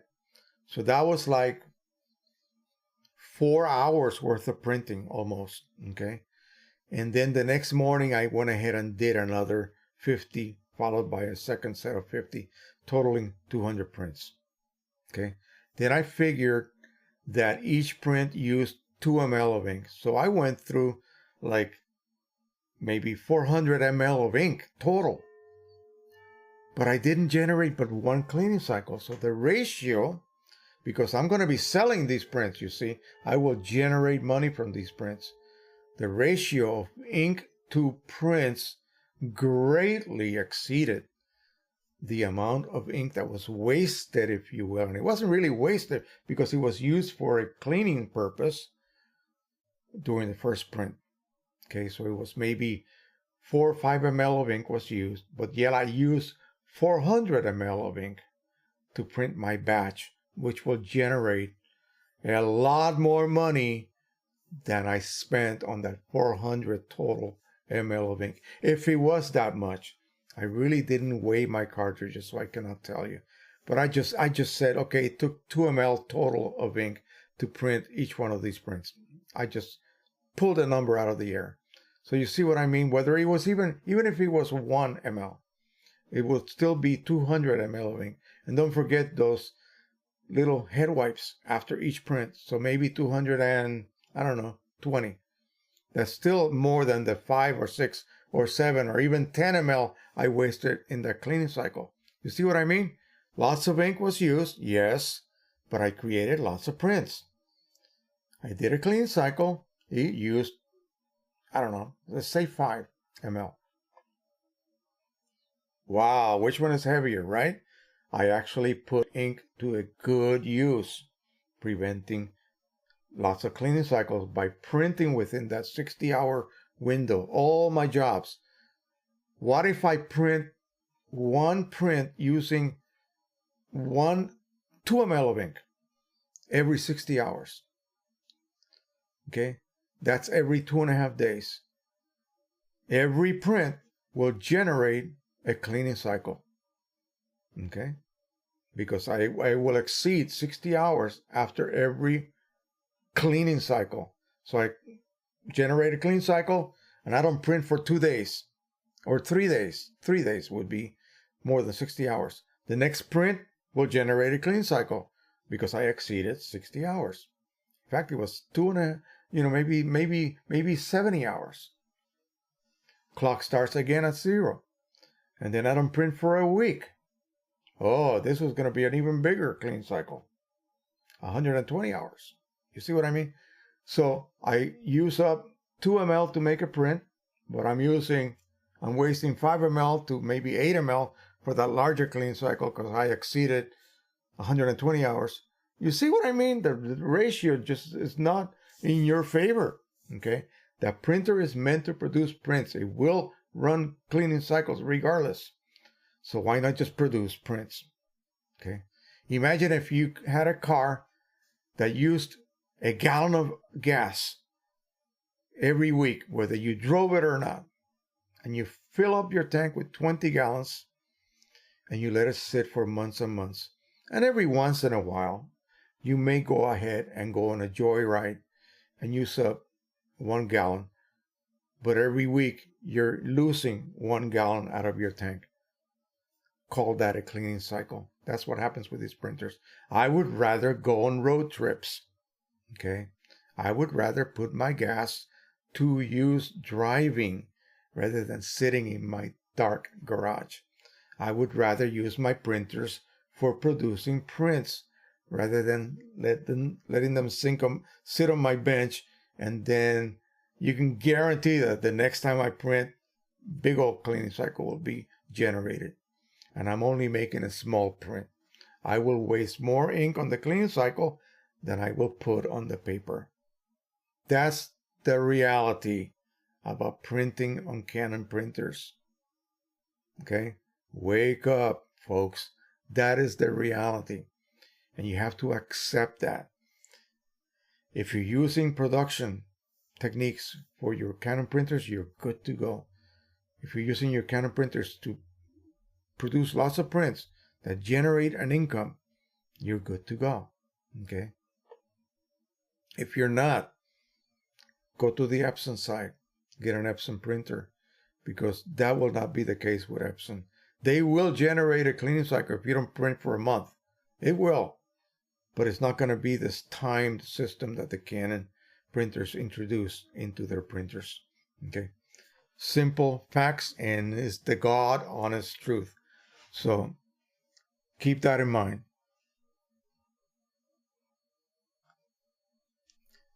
Dave says 15.5 grams equals 13.5 grams. 2 ml, does it mean? I don't know where you get 15.5 grams from. Okay. Are you talking about Pro-100 cartridges? They have 13 grams, I believe, of ink total. And whether 1 ml of ink weighs 1 gram or not I don't know. I do not know. It depends on the density of the fluid itself. Remember, a gram equals a cubic centimeter of water. So it depends on the actual liquid and what the density is as to whether it will also be a gram equals 1 ml of ink. Very likely not. There'll be some slight differences in weight. David Schwartz says you can buy 4x6 paper and print 1 photo a week. You'll still be wasting a lot more ink. You'll still be wasting a lot more ink in cleaning cycles. That is not a remedy. That is not a remedy. It would be a remedy on an EPSON printer, but not on a Canon printer. That's what he does, he says. So I take lots of photos every week, but if you are worried, take a picture with your home and then print a 4x6 photo, and that is it. Okay. Yeah, it's a tricky subject, the time cleaning cycles in Canon printers, because I'm a research type print room. I am not a production print room. I have to eat that waste ink. I have to eat it, because the truth is I haven't printed as I should be. Had this been a print room, intended for production, I would be printing daily on all 13 printers. Daily. Okay? That way you use your ink efficiently for producing prints, which is the goal of having a printer.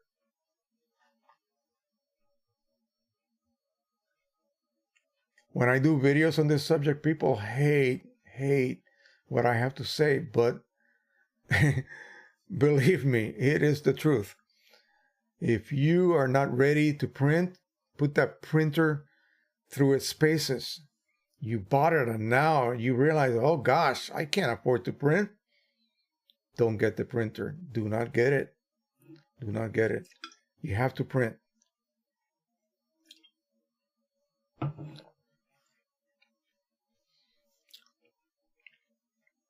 talking about 4x6 paper here. RPAG. PAG. Hi Jose, I have a question about banding on my prints. I have a Canon PIXMA Pro-100 and I'm printing from Photoshop on Hahnemuhle fine art paper. What kind of banding are you talking about? I'm printing black and white. I'm writing from Mexico City. Now,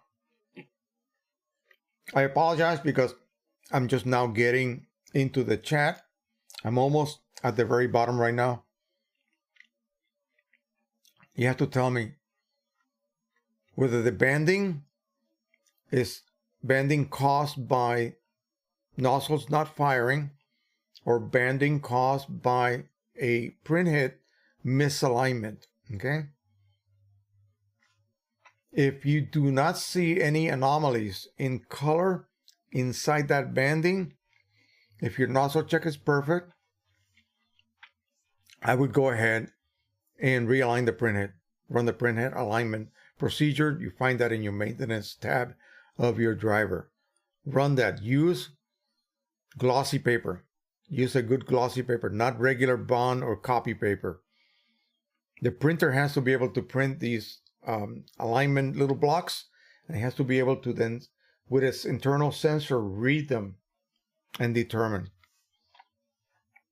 I believe it can run an auto alignment check. So make sure you do that.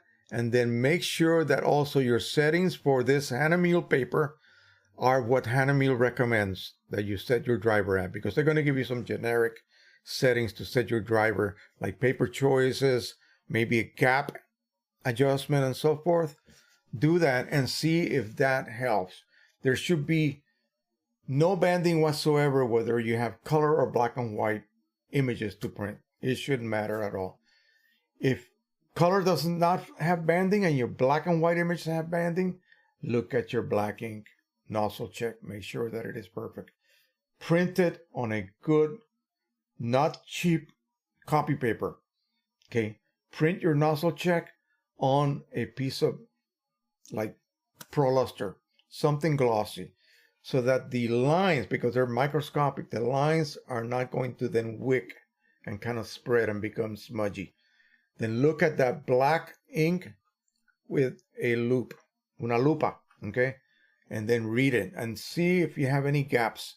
You will be able to see them on glossy paper. On regular paper, like your regular copy paper, it will just spread and you will not be able to tell if you have, say, 1 or 2 lines missing.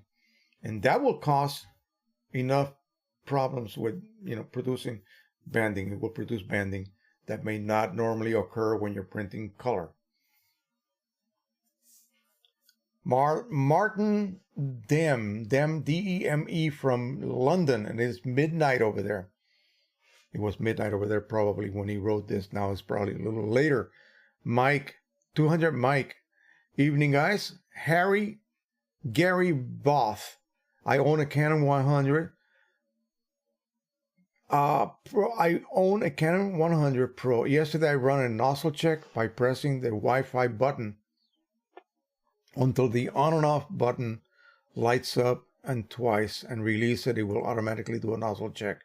No computer needed. Yeah, that's, people say, oh, I don't have time to do this. Yes, you do. Sure you do.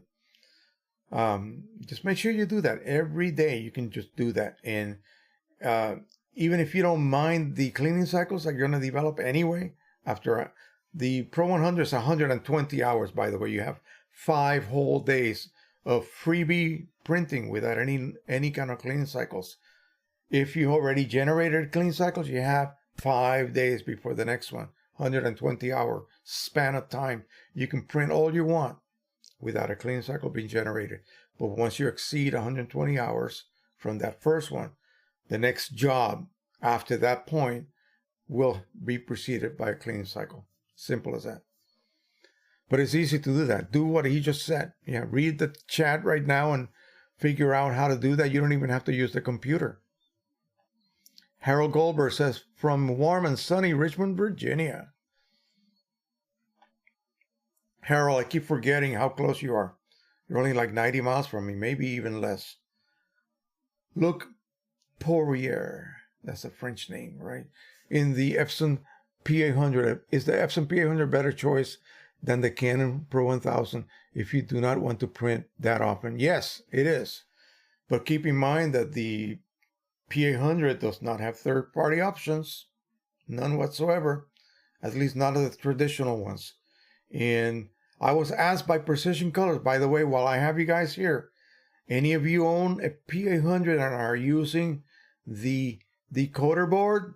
Maybe I'm the only one, but that's really the only way that you can continue to use third-party products on that printer. Otherwise, you cannot. So, to answer your question, absolutely, better choice. You don't have to deal with this. You can print once a week, once every 2 weeks if you wish. You're not going to have these constant cleaning cycles. It doesn't need to do that.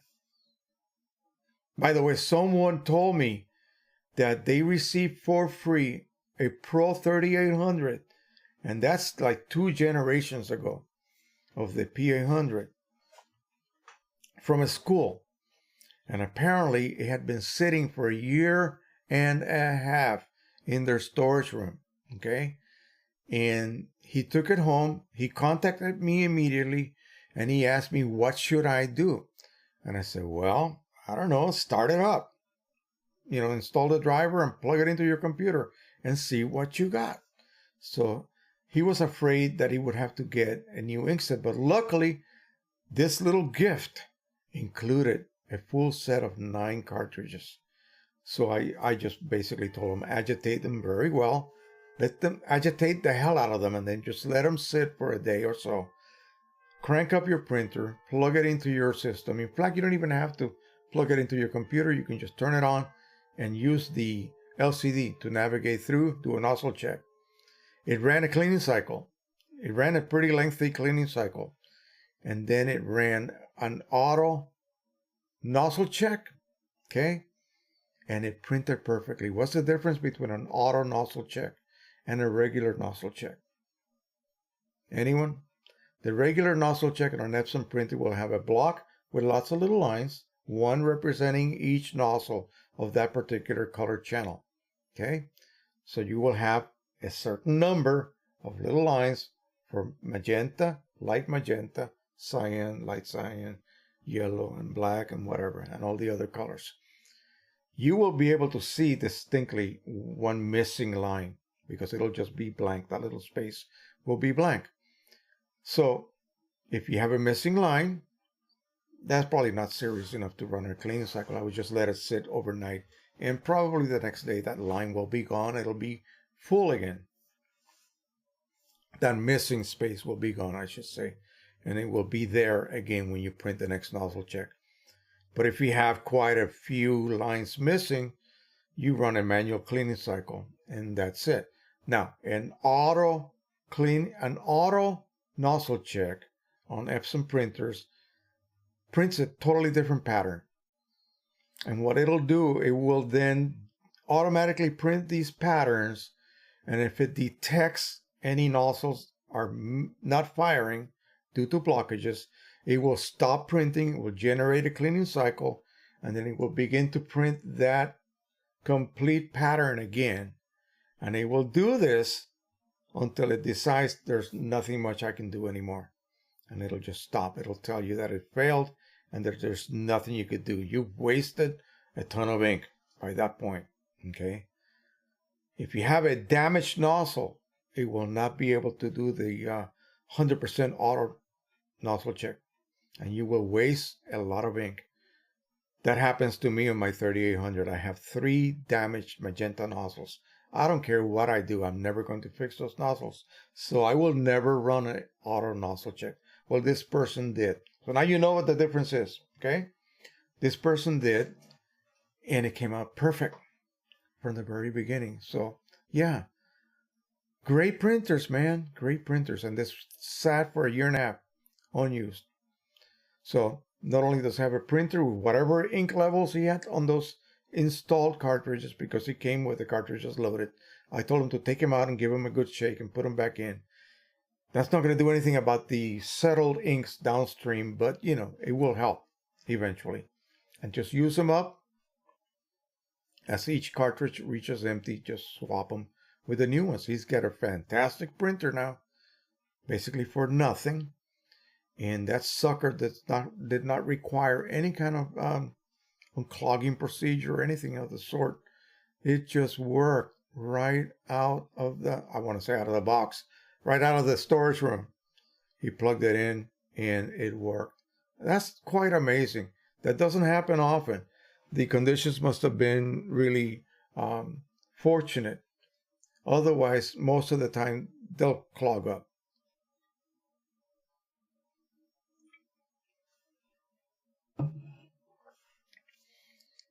Alrighty, let's see what else we got here. Luke says,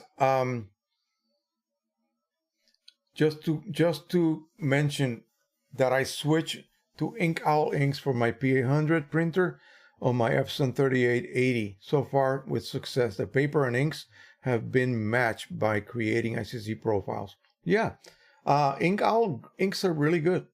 They're just not as well tweaked as Precisioncolors will be when they are put out for sale.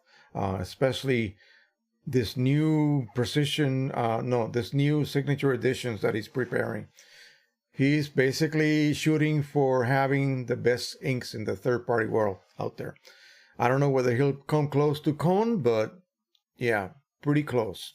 pretty close. And cone is like 3 times as expensive.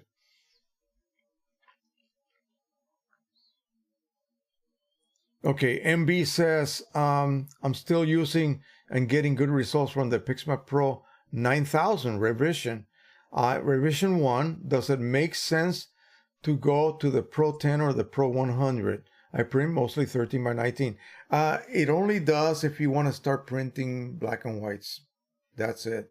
If you're satisfied with your Pro 9000, I see no point in switching over. As long as the print is still working, your internal ink pads are not full yet, yeah, don't even bother. Once it gets to the point where those pads are saturated and you need to move up, then move up to the Pro 100 if you want to continue working with dye inks. And the Pro 100 is fully supported. It's going to be supported to the hilt now with the Precisioncolor Signature Edition ink set. There's not going to be anything better than that out there. I don't care where you go.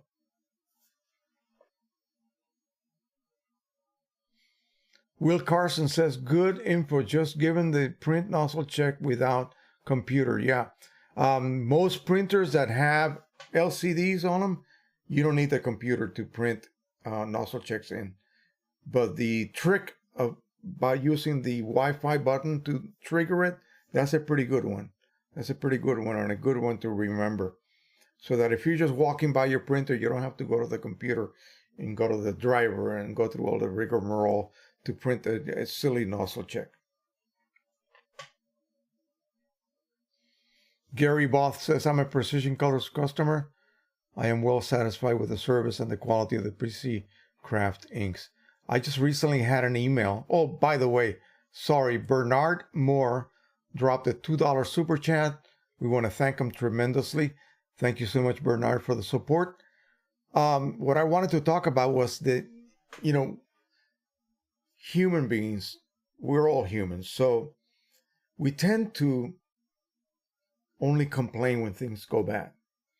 But when things go good or well, you get a good product, you usually don't go back to the seller and just give them a raving review. We kind of react. We're reactionary. So most of us, not everybody. I got an email from a customer, Precisioncolor customer, a lady, and she wanted to give me a shout out about Precisioncolors. And I don't know why she didn't really just send that to them, but apparently she had a problem. And this is something I'm going to kind of just lightly discuss because it can happen. It can happen, it will happen. She had an R3000. No, I'm sorry. P600, the equivalent of the older R3000. And using refillable cartridges. Okay. So when this is what we recommend that you do when you have a printer such as the R3000 older one or the P600, because the refillable ink sets, the refillable cartridges, I should say, that are available are the type, they are resettable. Okay, don't get me wrong, they are resettable. They do work, but they have to reach empty before they can be reset to full. Okay, and that occurs when you interrupt power to the chip. So while the chip is installed into the printer, it is receiving power. The cartridge, I mean. It is receiving power because the chip is connected to the contacts. When you remove the cartridge to fill it, and in the case of the Pro 600, you really don't have to remove the cartridge, but the resetting would not take place because you can just leave it in place and remove the plug and refill it in place. That's really convenient. That is really neat, if you ask me. Doesn't get better than that. A cartridge that you don't have to replace or remove to be able to refill it, to top it off. But you have to interrupt power to the chip.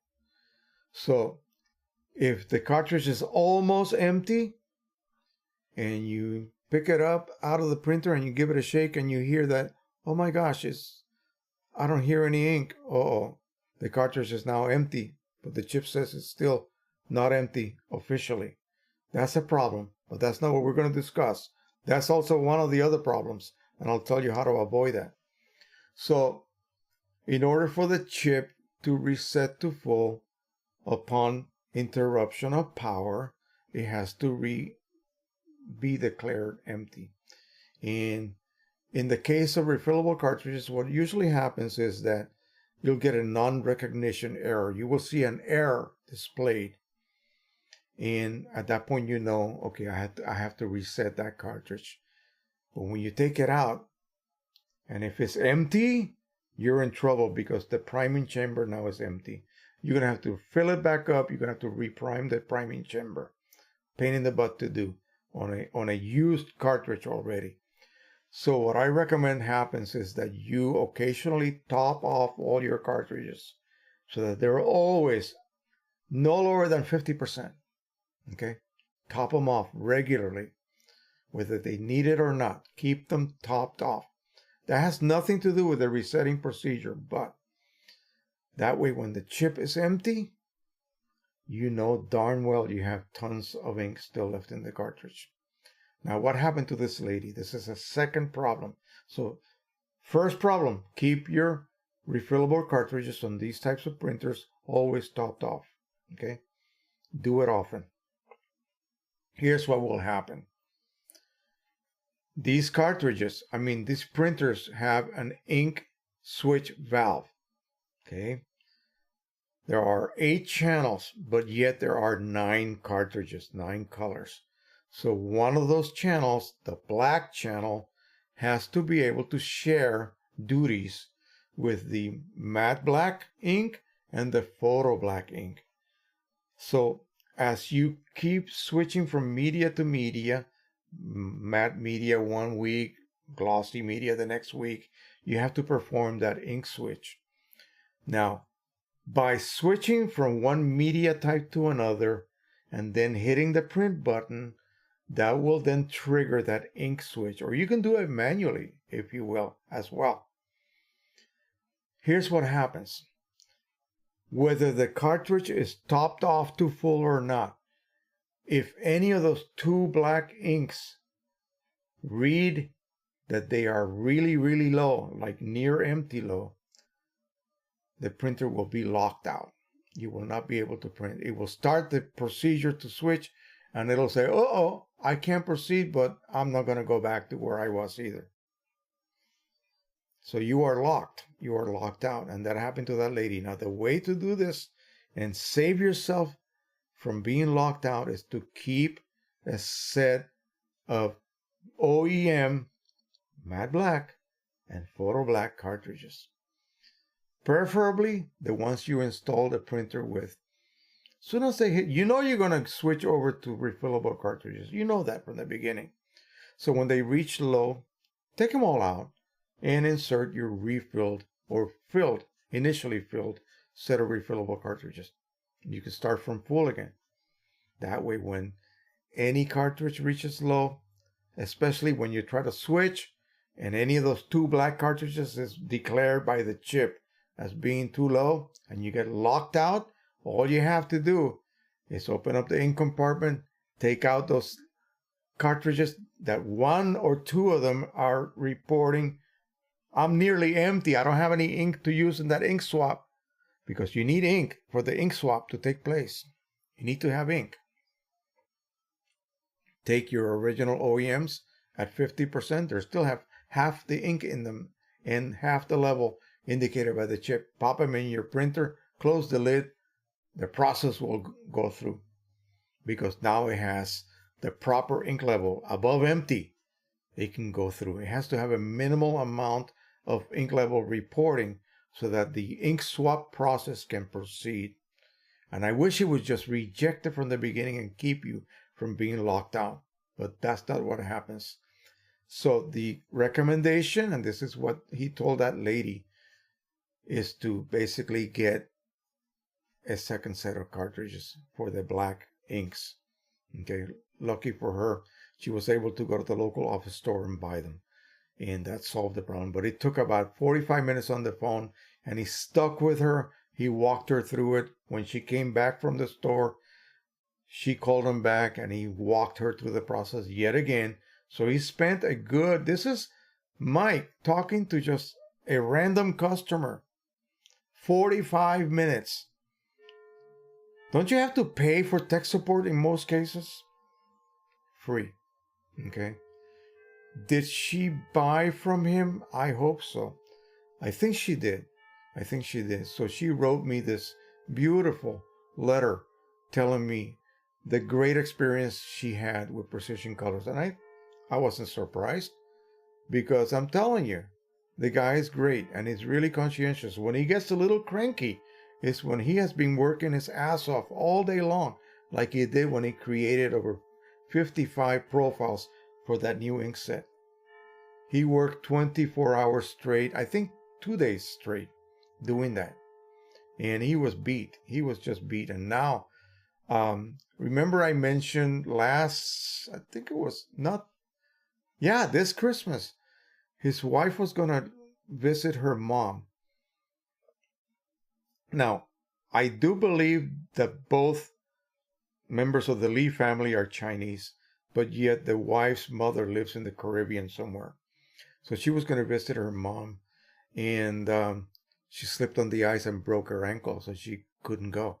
Well, now she's going, so Mike is going to close shop for like 1 week, and then he's going to do nothing but work. I said, listen, that's good therapy anyway. While your wife is away, you can just catch up with all that stuff. And he's going to spend a whole week just profiling. Okay. When you profile, you're using 2 sheets of paper, 3 sheets of paper per paper type. That costs money, especially expensive papers. And then the time, and then the scanning process, that all takes time. It takes about an hour to do each one profile. That's not counting drying time. Okay. So think about it. And then he gives them away for free. And he creates 3 versions of each profile. One D50, Delta 50, which is for your normal household illuminance. And then one for fluorescent lighting conditions, like say at a doctor's office. And then one for tungsten, is it, or warm fluorescent? I don't know which one. Daylight fluorescent and then warm fluorescent, something like that. But again, he produces different versions of it. And you can do this from one single scanning. You don't have to rescan in order to be able to do that. But still, that's a lot of work. That's a lot of work. There's no way I'm going to do that. Absolutely not. Don't expect me to do that. It's just too much work. And he does it, and he gives them away for free. And you don't even have to be a customer. I could sell you my PC inks, and then you turn around and you download his profiles without paying a penny. And you will get great results, because the inks are matched to those profiles, or the profiles are matched to the inks, whatever. But you will get great results. All right, so I think we are done with the chat. That's good. Let's jump over to some of the questions that we had, and I'm gonna hit upon the. I got a message here from somebody in Spanish, and that's gonna be a tough one. I'm not gonna deal with that one right now. Let's go ahead and see what we have in the. Oh, we have 3 new people want to join. We will go ahead and approve them real quick here. Then I will give you a rundown as to how many we have. As far as membership goes, we are up to, wait a minute, I thought I did this. Okay. Now they are accounted for, acknowledged for, and all of that. Let's see how many we have now. 2,434 members. So remember, I was worried that people were bailing out. We were not going over the, we were just not able to go over the 2350 level. And now we have. So that is great.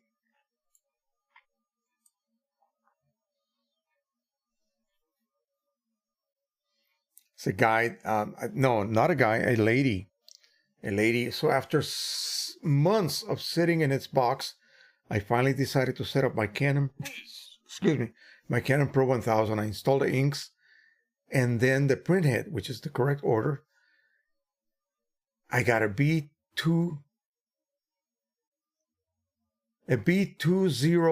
208 error message, then a B209 message. I have no idea what those are. I have unplugged and then reinstalled the printhead. Nope, now I cannot reinstall the printhead with a B209 message. Any suggestions? What is the quickest way to talk to a human at Canon? Call them. That is it. Someone here suggested a number here, and let's see what the comments said. Serious. More than likely, she bought it from eBay from a seller, and you basically don't have any recourse because those things do not have a correct type of invoice that you can then register that printer with Canon with. Unfortunately, it just doesn't work when you buy from a private seller.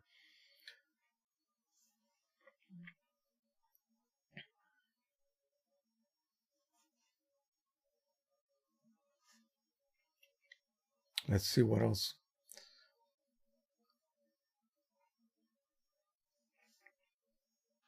Somebody had a similar issue, and they said the issue was with the alignment test, the print head alignment.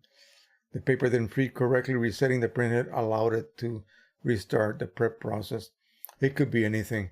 I hate to worry you, but the B208 is pretty serious. Canon ended up replacing my printer after running some tests. They decided it would cost more to fix it than to give me a new one. This is someone else, of course, not the person who bought it. And Kate Surdika, which is one of my friends here. Let me see what she has to offer here. Oh, I just went backwards on that. I'm trying to open up this image here. Yeah, it gives you all the 200 level printers, and they all tell you to turn off the printer and unplug it and contact the service center. Yeah, maybe they can give her a actual explanation what that particular code means, because I've never heard of it myself. Knock on wood, right?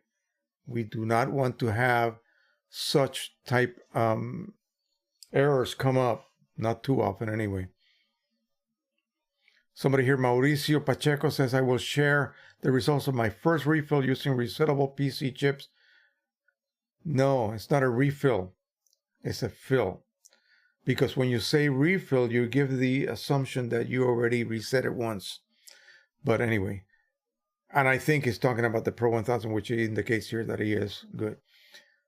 The gray was the first ink to run out after I installed a resettable chip from PC. Once I refilled the cartridge, reinserted it back to my Pro-1000, I got the message confirming that the original cartridge, but the main menu still shows a low warning. That is correct. That is what is supposed to happen. I turned it off the printer and still see the warning. Yeah, it will stay at low warning. This is what the factory has told us. They will not go up to full. They will just report low warning. They will stay at that low warning until the cartridge physically reaches empty, at which point the chip will declare it empty again, and it should reset itself to low. Low is enough to allow the printer to continue to print. I will explain that to him later, not now. Color calibration. Oh my gosh, I know that this topic has been covered a ton. I have read and watched everything that I can find, but still having troubles getting my printed output to match my screen. Screen calibration. I'm hoping that perhaps someone can help. I have a Canon Pro-100. I'm printing on Canon photo paper glossy 2 for testing, so I can be sure that the printer profiles are correct when printing. I've made sure to choose the printer setting for the correct paper, blah, blah, blah, blah. I have an X-Rite I1 display, so I have calibrated my screen. Okay, I didn't get to that part before I made that remark. Still, there is no significant differences in color. I'm working on a Mac. There we go again. Why? 29 comments. I'm not even going to bother with this one. Why does that happen? He's calibrated his monitor. And so far from what I hear, he's doing things correctly. I cannot seem to be able to... Oh, here we go. Trying to get the comments. What camera have you got? Who cares what camera have you got? You know, why do people ask silly questions? What camera do you have? Who cares? It doesn't matter. I'm new to printing, calibrating my iMac screen, but my Canon files look a bit too red when printing on my Canon Pro-1000. Again, another one of those problems that seems to plague that particular OS. I'm sorry, guys, but it's just too much. It's happening too much.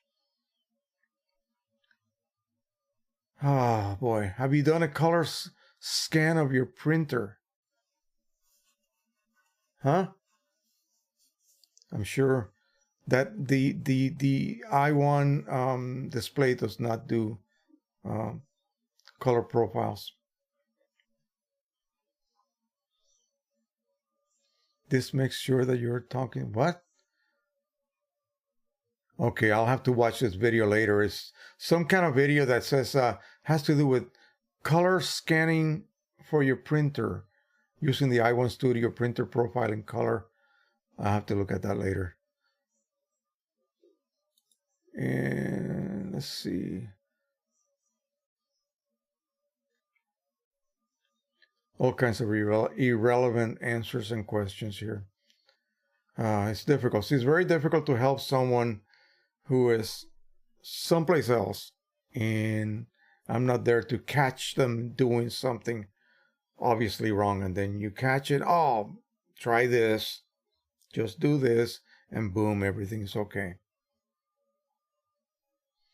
See, what color did she say her cast was, or him, Alan? Sorry, not a woman. I gotta see if I can find whether he said it was a particular color, because the magenta color cast seems to be very common. People that are using a Mac, and those that do not get it, then they're happy. You know, nothing is going wrong. That's great. But you then do an update and boom, you have problems all of a sudden.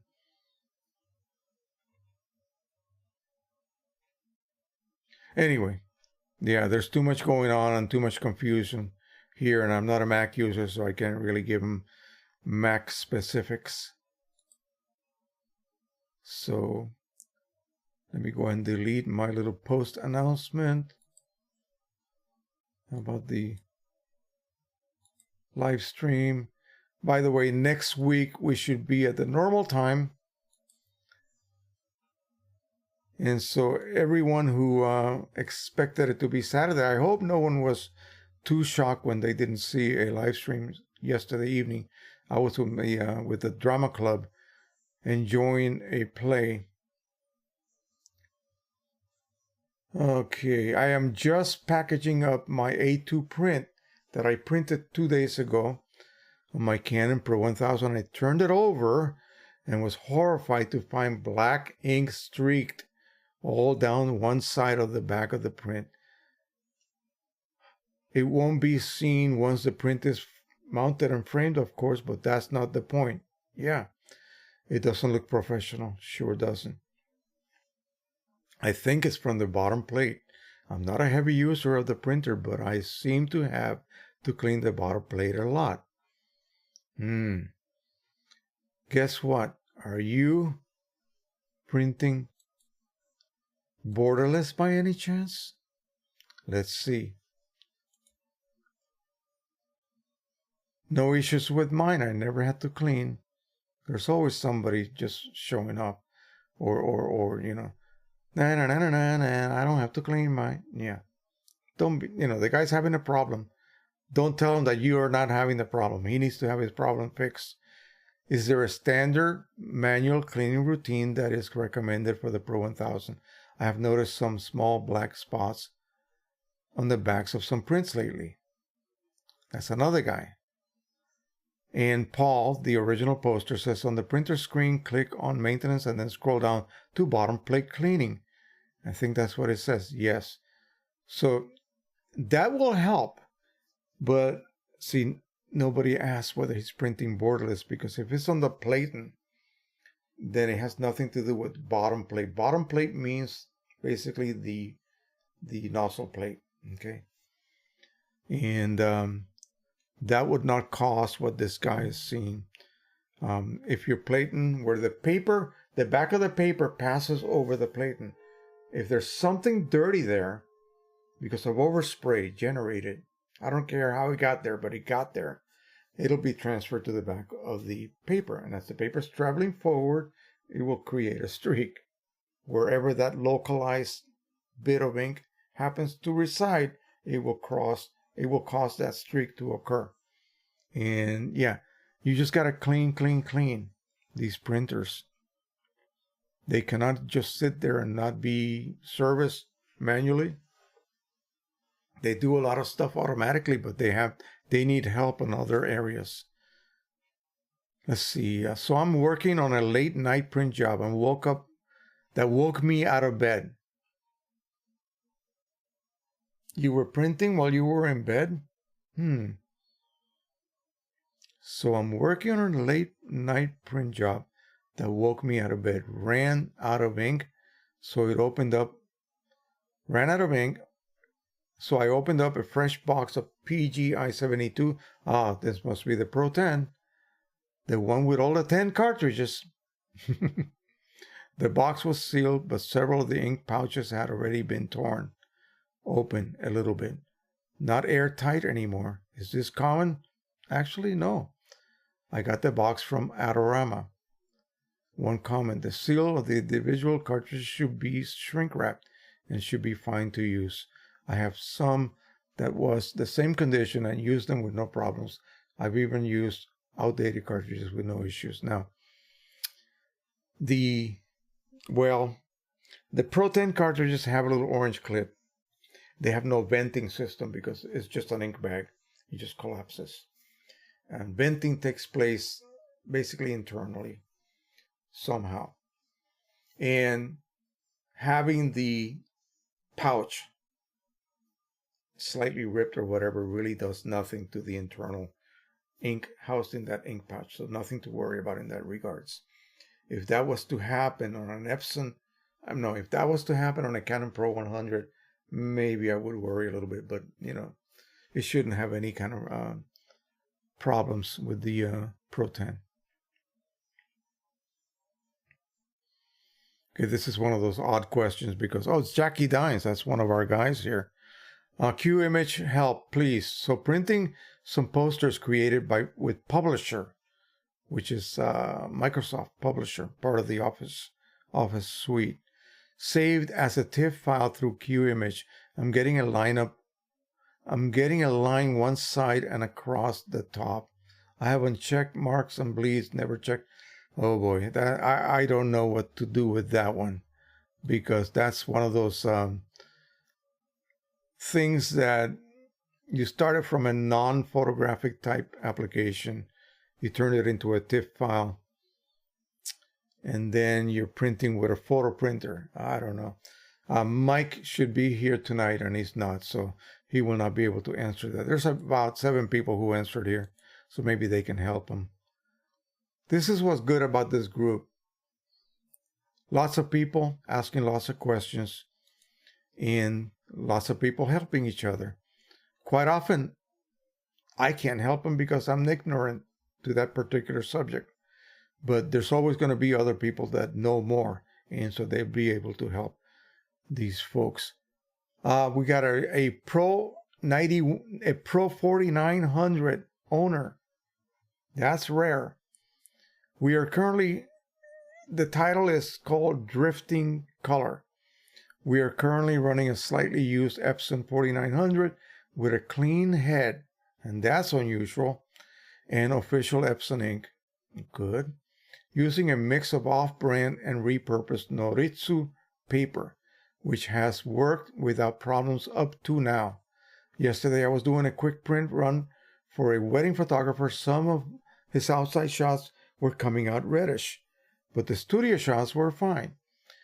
So we thought it could be something on his side of the chain. Nozzle check is fine, according to him. Yet today, almost all prints needed heavy cyan and saturation corrections, as well as a plus 50 brightness in Photoshop. The red magenta tint was off the scale. Now I wonder what to do about it. I tried most all profiles I could click on, and it seems like it made no difference whatsoever. Well, it's not going to do that. This is an ink problem. And any advice would be highly, what's the word? Appreciated. Yes. So what could it be?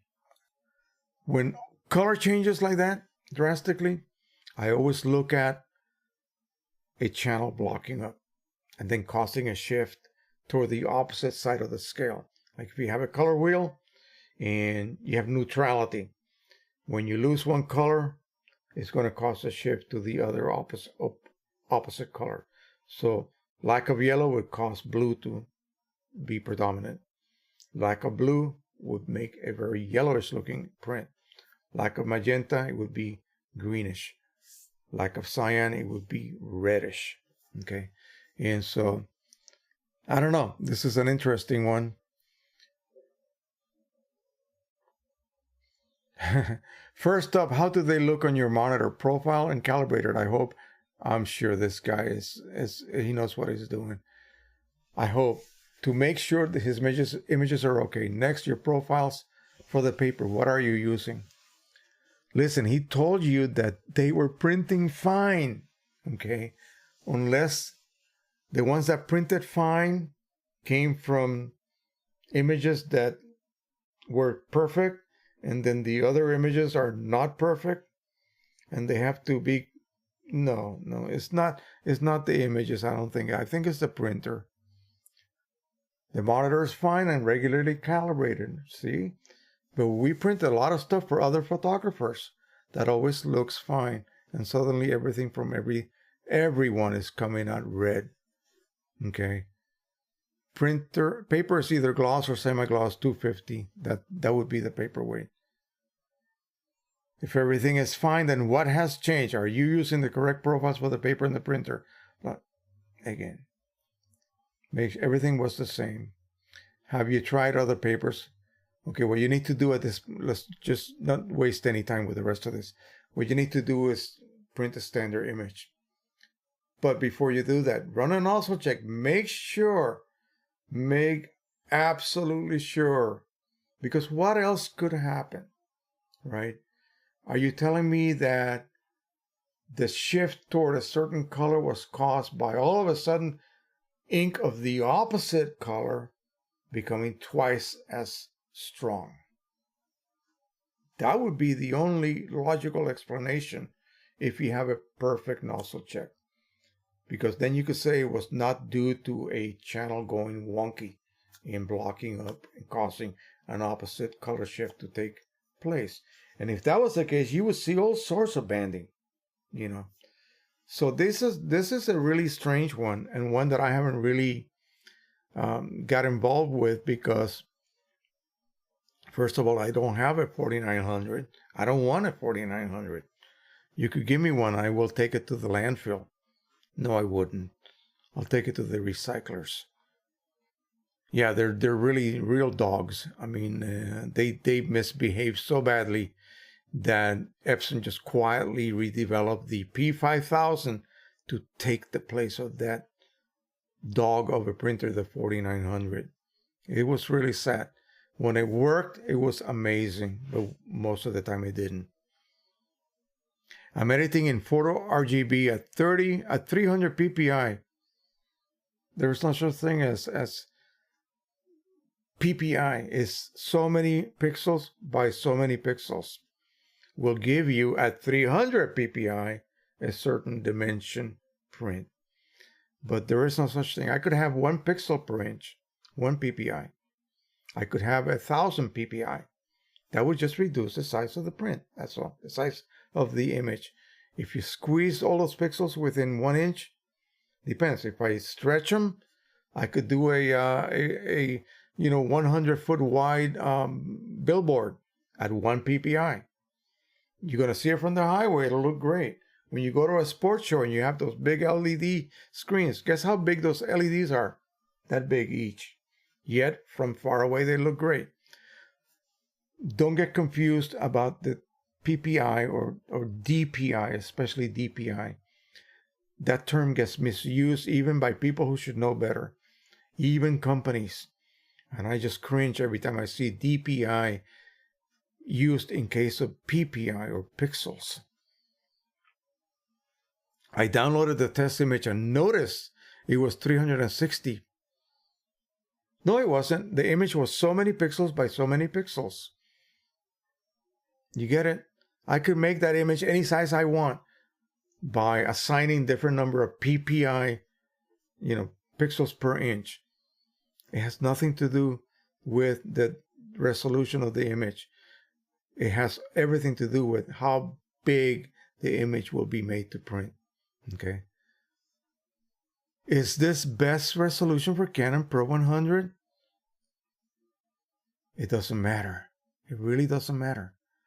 The driver will reduce it, enlarge it, whatever it has to do, so that it prints at 300 PPI, which is the native resolution for Canon printers, or 360, which is the native resolution for EPSON printers. It has nothing to do with anything else. Okay, like I said, I could turn it into a 1 PPI, and when Canon gets it, it will be reduced to 300 PPI, because that's what it wants. That's what it wants. Pixel density for Canon is 300, for EPSON 360. And yeah, they get into all sorts of other stuff that has nothing to do with that, and only to confuse the issue. Now, DPI, dots per inch, pertains to printing resolution. How many dots of ink does it take to create 1 pixel of image? Okay. It could be 1 big fat dot. It will equate to 1 pixel's worth of image. Or it could be 12 tiny little dots, microscopic dots, to recreate 1 particular pixel of a specific tonality or hue. Nothing to do. The two are unrelated. Okay. PPI is pixels per inch, pertaining to your dimensions of your print or your image that you're going to print. And DPI, printing resolution. So when you choose standard or high, standard is a lower printing resolution, less dots per linear inch in both directions. Okay, high resolution will be more dots per linear inch this way and that way. Okay, so that's a mistake that a lot of people make, and like I said, even experts use DPI when they're really talking about PPI. The Pro-1000 cleaning and maintenance cycles is indeed time and usage specific. It's not usage specific. Okay, you can use the printer every 10 minutes, non-stop. And when it reaches 60 hours, it will trigger a cleaning cycle. Or you can use the printer once every 61 hours. And every time you use it, it will generate a clean cycle. It's as simple as that. Okay, even if used every 24 hours, the maintenance cycle is still triggered during the large print job batch. For example, I'm currently in the process of printing about 70 5x7s. Wrong. Don't use your Pro-1000 for little 5x7s photos. And from Monday to Friday, the printer has been used on a daily basis. Yet in the middle of a print job, the cycle is automatically triggered. Yeah, that's because in the middle of the print job, you went over the 60 hours. Simple as that. Simple as that.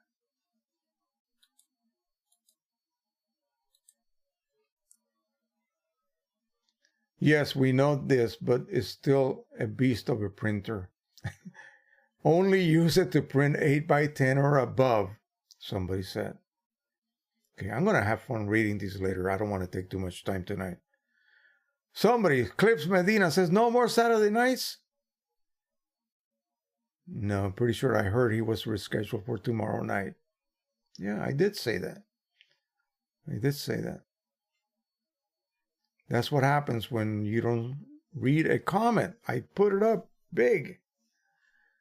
What does everyone do with their prints after you print them? I framed and put them up, but I don't know what to do with the rest. Well, I put them in boxes. Really, I just put them in boxes, and if somebody wants to come over and they don't mind, me holding them hostage for a couple of hours, I'll show them off. I'll show my friends my prints, but I really don't do anything. I mean, I'm not running a print business here. I'm running an educational channel.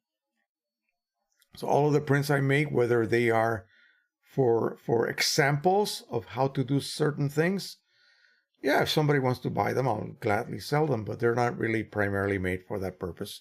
Now, that 200 that I spoke of earlier, those were indeed for sale. Personal work, I make prints only upon purchase. I sell them. I sell most of them. This is people saying what they do. I exhibit them. I put them up in my house. I frame mine. Personal work. Yeah, so it goes the gamut. Printing black and white on the Pro-1000. I'm happy with the black and white photos, and I don't need to adjust anything. Should I just check black and white photo print in Lightroom print settings, or is there anything else I should do? Well, when you say Lightroom print settings, you're really referring to the Pro-1000 driver that is being seen through Lightroom. It's nothing you're setting in Lightroom, okay? Now, if you're converting a color image in Lightroom, then that's different. That's an editing process. You could choose black and white in the driver, but I don't see the advantage in it. I really don't. Just out of curiosity, I have just finished the printing for the annual picture show at the local photography club. I am in Iceland, and it is not possible to get A3 plus frames here. Not a single shop has them, be it a specialty shop or otherwise, carries such picture frames. It is also like this in the US. Actually, it is not. I can get them all over the place. In many of the craft shops like Michael's, like AC Moore, I can get them. And also, even though this is not a 13 by 19, although I do have some, where did I put it at? Look what I found. And this is a lovely little frame. I don't know if you'll be able to see it. I mean, nice frame, nice molding. It's actually made out of wood. And $5 on sale, 11 by 14. I bought like 10 of these because they're just simply too cheap to pass up. And occasionally you will see these. When you run across this type of sale, visit your Michael shops, visit your AC Moores, visit any other arts type stores that may sell frames, mass-produced frames I'm talking about, mass-produced mats as well. Buy your stuff from them. You don't have to do anything else. Then you custom fit your prints to those frames, and that way you can reduce the price of framing incredibly low, because custom framing costs ridiculous amounts of money, and I would really not recommend it unless you're selling to expensive buyers. Okay, let's go ahead and jump over to YouTube here a minute, because there's a couple of things that I wanted to address from some of the comments, but I got to go back and refresh this page because I already saw new comments already on here while we were here talking. And let's see what else is on the chat. I didn't see the chat moving too much while we were going over these questions. It's been a good night. Lots of people have been asking stuff, and that's what I appreciate. That's what I appreciate. Not appreciate that. I do appreciate that. You know what I mean. Okie dokie. Dave says, you weighed an empty cart, 13.5, and an almost empty cart, 15.5. You said that the almost empty cart had 2 ml of ink. Yeah. Did you mean 2 grams were left? Yeah, 2 grams were left. That's what I meant. I assume that ink practically weighs the same as water. I'm going to do that experiment. I'm going to actually put a bottle on my, or a paper cup on my, on my weight, my scale, zero out the paper cup, and then add exactly, say, 10 ml of ink and see what it comes out to be. Then I will compare, of course, to water. Water will be exactly 10 ml, will be exactly 10 grams. And we'll do that. We'll see what that looks like. I'll do OEM inks that way and see what they come up with. Then I'll compare to maybe some of these here and see what they come up as far as so-called specific gravity, which will affect the weight per cubic centimeter of ink.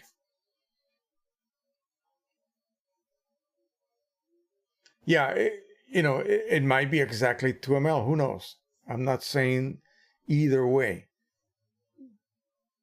And as of yet, I have not weighed a full cartridge to see what that is. I would like to do that with an OEM cartridge, but I don't want to do that until I am ready to load those OEM cartridges onto my Pro 100 so I can do the preliminary OEM ink test before I put it against this. That would be these right here. That way I can do a really good comprehensive comparison, because I don't want to even bother comparing them to the current ink set. I want to compare them directly to the best, which is OEM.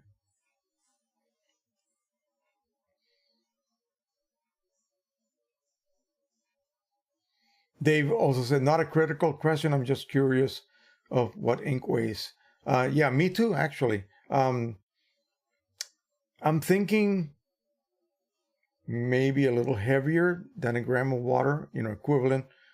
A cc of ink maybe weighs more than a cc of water. Who knows?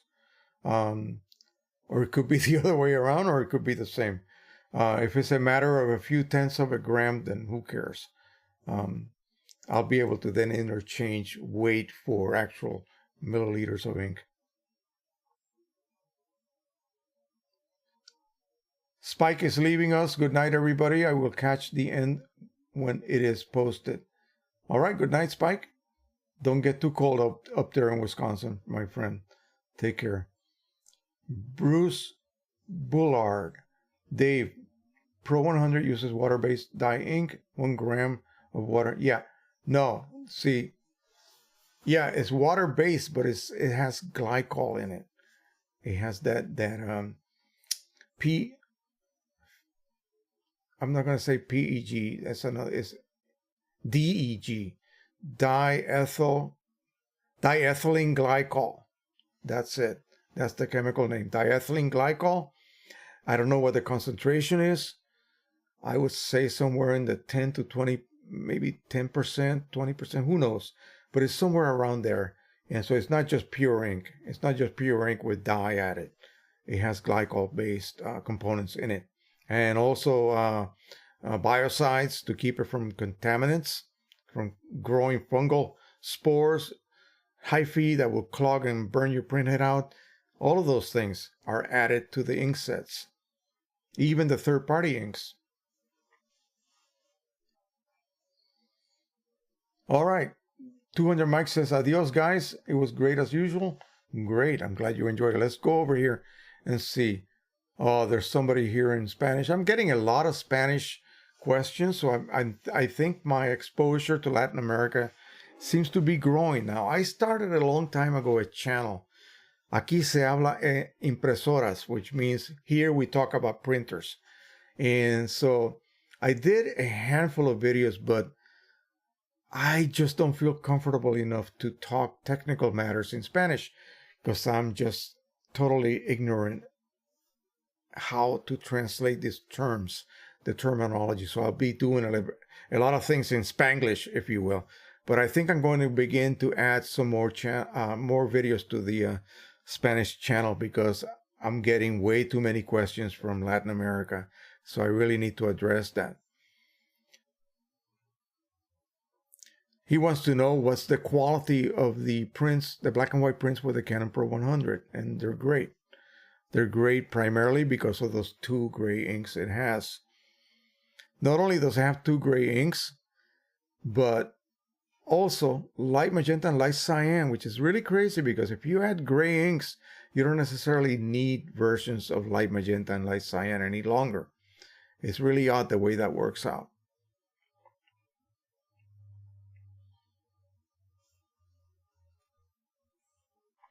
Another question about flushing cartridges. So I should flush all existing cartridges or just the yellow?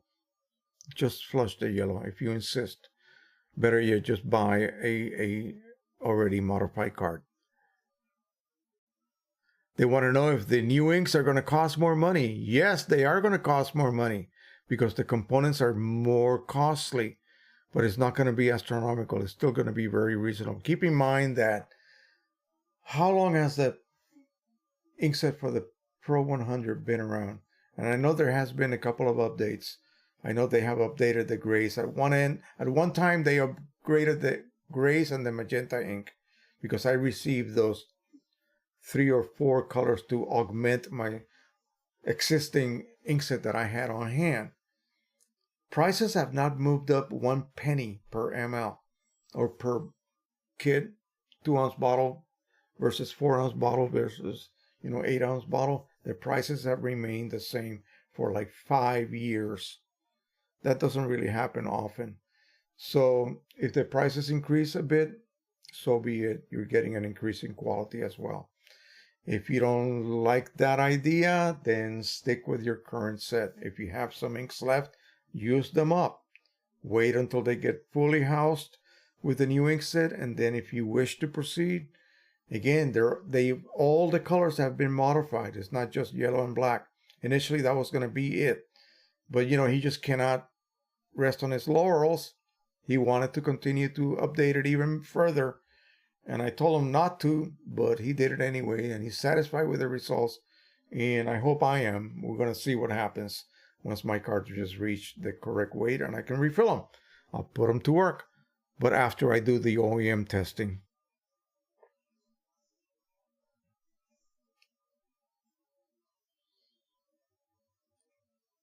Oh boy.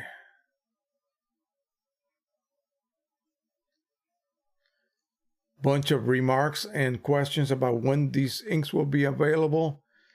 Boy, this really, I guess, wow.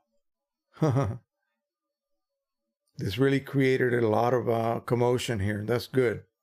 I hope you can volume sales. That's what it's all about when it comes to this. And also, what did he say? By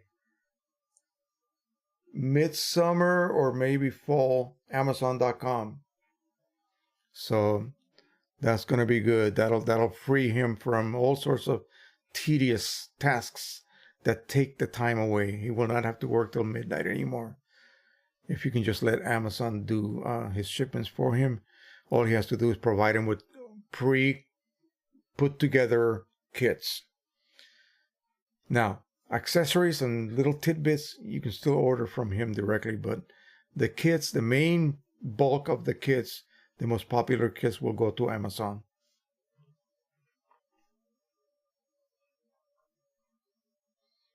Let me see, there was a couple of things that I really wanted to talk about. Here we go. So this individual doesn't know how to do a test print through Print Studio Pro.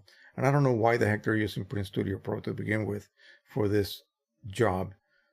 Do you know how to make a test print in Canon Print Studio Pro? Can't see the option to turn off ICC. What are you talking about? Also, if I convert the photo to black and white and then print it, shouldn't the printer read it as black and white regardless of the monitor? And the printer still sees it as RGB. Regardless of the monitor. Why would that have any regard whatsoever? Okay. Calm down, Joe. He's having a heavy color cast. Okay. And I told him. Let me see. I told him that I get, neutral results. That anytime that you have heavy color cast on a converted RGB file to black and white, basically you just desaturated it. That's all you did. desaturated it. And now you're getting a color cast. That is a problem with either the printer, okay, more than likely a channel is blocked, or a setting. You think you got the right settings, but you really do not, okay? That's usually what happens every single time. But it's so hard to get that through your head, including me. I do that all the time. I'm preaching here how easy it is, but I do things really, dumb sometimes because I'm supposed to know, right? But yeah, it happens to everybody. So you have to kind of calm down and examine everything and see where you went wrong, see what you may have changed. Check that nozzle check. How often does it happen to me? Many times, believe me, where I assume everything is great and why am I getting this weird color? I'm doing everything exactly the same way as I did before. It cannot be me. Yes, it is you and me. Sublimation printing. We talked about the new sublimation colors that I'm about to install on my printer, my R3000, once I get my cartridges in. And the problem that I'm having now is that one of my existing refillable cartridges will not reset. And it's the one I don't even need, but it has to be recognized, otherwise I cannot use the rest of the colors. Precisioncolors is going to take care of me with that, and I'm really grateful for that. So ink set with light magenta, light cyan, and 3 grays. For sublimation, most sublimation printers are only 4 colors, 4 basic colors, and you're expected to create all the tonalities that images have, because this is going to be dedicated for image printing, transfer printing of images, photographic images, to wonderful substrates like Chromalox aluminum, okay, either in matte or glossy. Or if I decide to coat some canvas boards, I will be able to print some images, really high fidelity results, because I will be using, instead of just using 4 basic color, I'll be using 8, okay, and that will really increase the quality. Not only that, I'll be able to make profiles, which I will then use to print on certain, or transfer, I should say, on certain really high-end substrates. You will be able to print on translucent glass. You will be able to print, again, like I said, on aluminum, which is my primary goal. So that's coming up soon. I got everything set up. It's just, taking the time to do it. And at this point, I am going to either need new chips on my cartridges, or simply get a set of refillables. That's the only way I'll be able to solve this. And lucky he's taking care of me in that regard. What else? Somebody's telling me that I'm too busy. Yeah, I am too busy. I wish I was able to have more free time.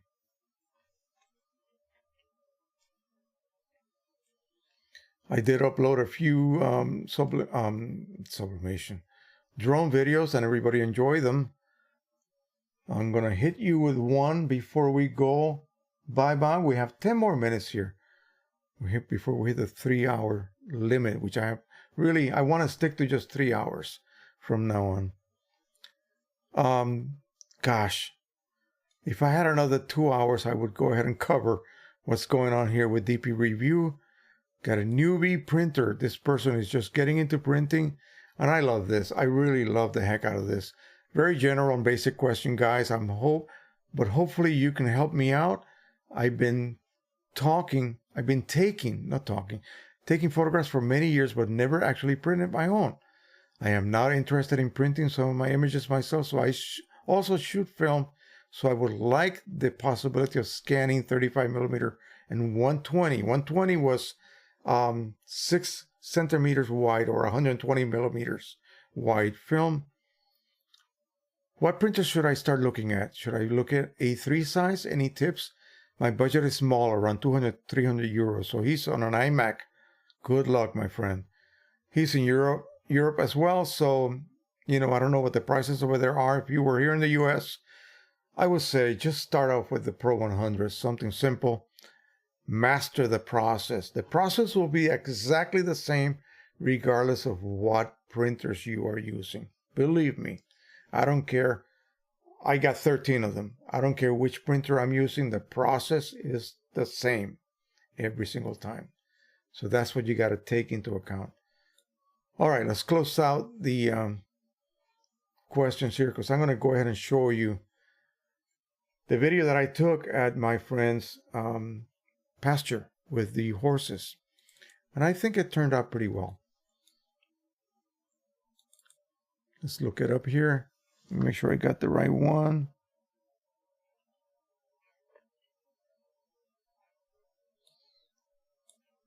I don't think I named this correctly, so I got to really search for it now. I should have had it. Here we go. I should have had it queued up and ready to go, but you know me. All right, so let me go ahead and switch over. I'm going to set the audio so that it gets it from the so-called system. I'm not going to be talking, so you're just going to sit through a few minutes of this. I think it's about 5 minutes, and then we'll say bye-bye, and we'll see you all next week after this video. Here we go. I'm going to turn myself off. Make sure that I do this correctly. Bear with me here. Boom, boom, boom. And here we go. Okay.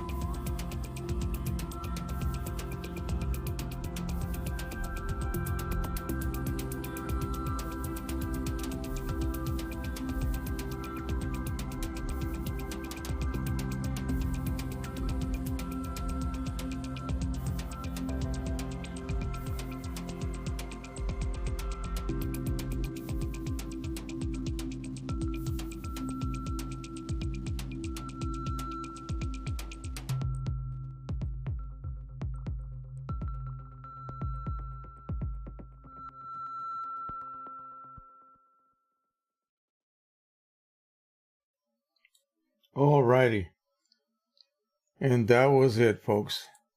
Hope you enjoyed it. That was with the Parrot Bebop 1, which any of you who have been keeping track on, developments, the company ceased to develop them anymore. So there will be no more Bebops. I'm lucky that I have one. I have another one coming in. I was able to find it for $99, refurbished, factory refurbished. And you can see what a great little platform it is for videography. It does not compare to DJI. Obviously, it does not supposed to. But I can actually shoot straight up in the air. And as well as straight down. Now, what they did was they stopped the production of the Bebop. I have the Bebop 2 Power edition, which is a special edition of that particular drone, which is a much more improved, better than the Bebop 1. I need to take that Bebop 2 out and start using it more often because it is indeed better than the Bebop 1, but I like to extract the most out of that Bebop 1. Anyway, what they have done is that they went ahead and decided to concentrate on the Parrot Anafi and the Anafi now has a combination optical and thermal camera, just like the DJI. I think one of those drones. The only difference is that the Parrot dual camera this is actual gimbal type camera, can look straight up in the air. You can actually fly under a bridge and shoot the underside of the bridge. So I don't think there's many cameras that camera systems on drones that can do that. How useful is that? I don't know. But it'll be a great drone, much cheaper than some other options to use for, your regular first responders who want to search an area at night where there may be a little child lost in a cornfield somewhere. You'll be able to immediately find that child using that system. Anyway, I love drones, as you know, and I also love cameras. I love my printers. I love everything that has to do with technology, basically. So at this point, I'm just going to go ahead and say goodnight to you guys. It's about, we're getting about there. It's pretty close to 3 hours. We've got about 1 more minute. I'm going to go ahead and cue up my music so I can get everything set up to say nighty, night, night. We still got 12 people here. The 12 people who are interested in this other technology. Everybody else has just flown the coop, but that's fine. We'll see you next week. I'll have more videos posted this week. I actually have been able to produce a lot more videos the past week and including this week. So I have a few that I have not even uploaded yet, but I'm taking my time so that they are not, flooding YouTube all of a sudden with more videos than people can watch comfortably. But don't worry, I'll have a lot more stuff. It'll be fresh, new stuff, and hopefully you will be enjoying that a lot, I hope. All right, so thank you so much. Don't forget to subscribe, share, spread the word, join the Facebook group. We're a great bunch. Happy printing, everybody. Bye-bye. All right. Bye-bye, everybody. Now it doesn't want to switch. What's going on?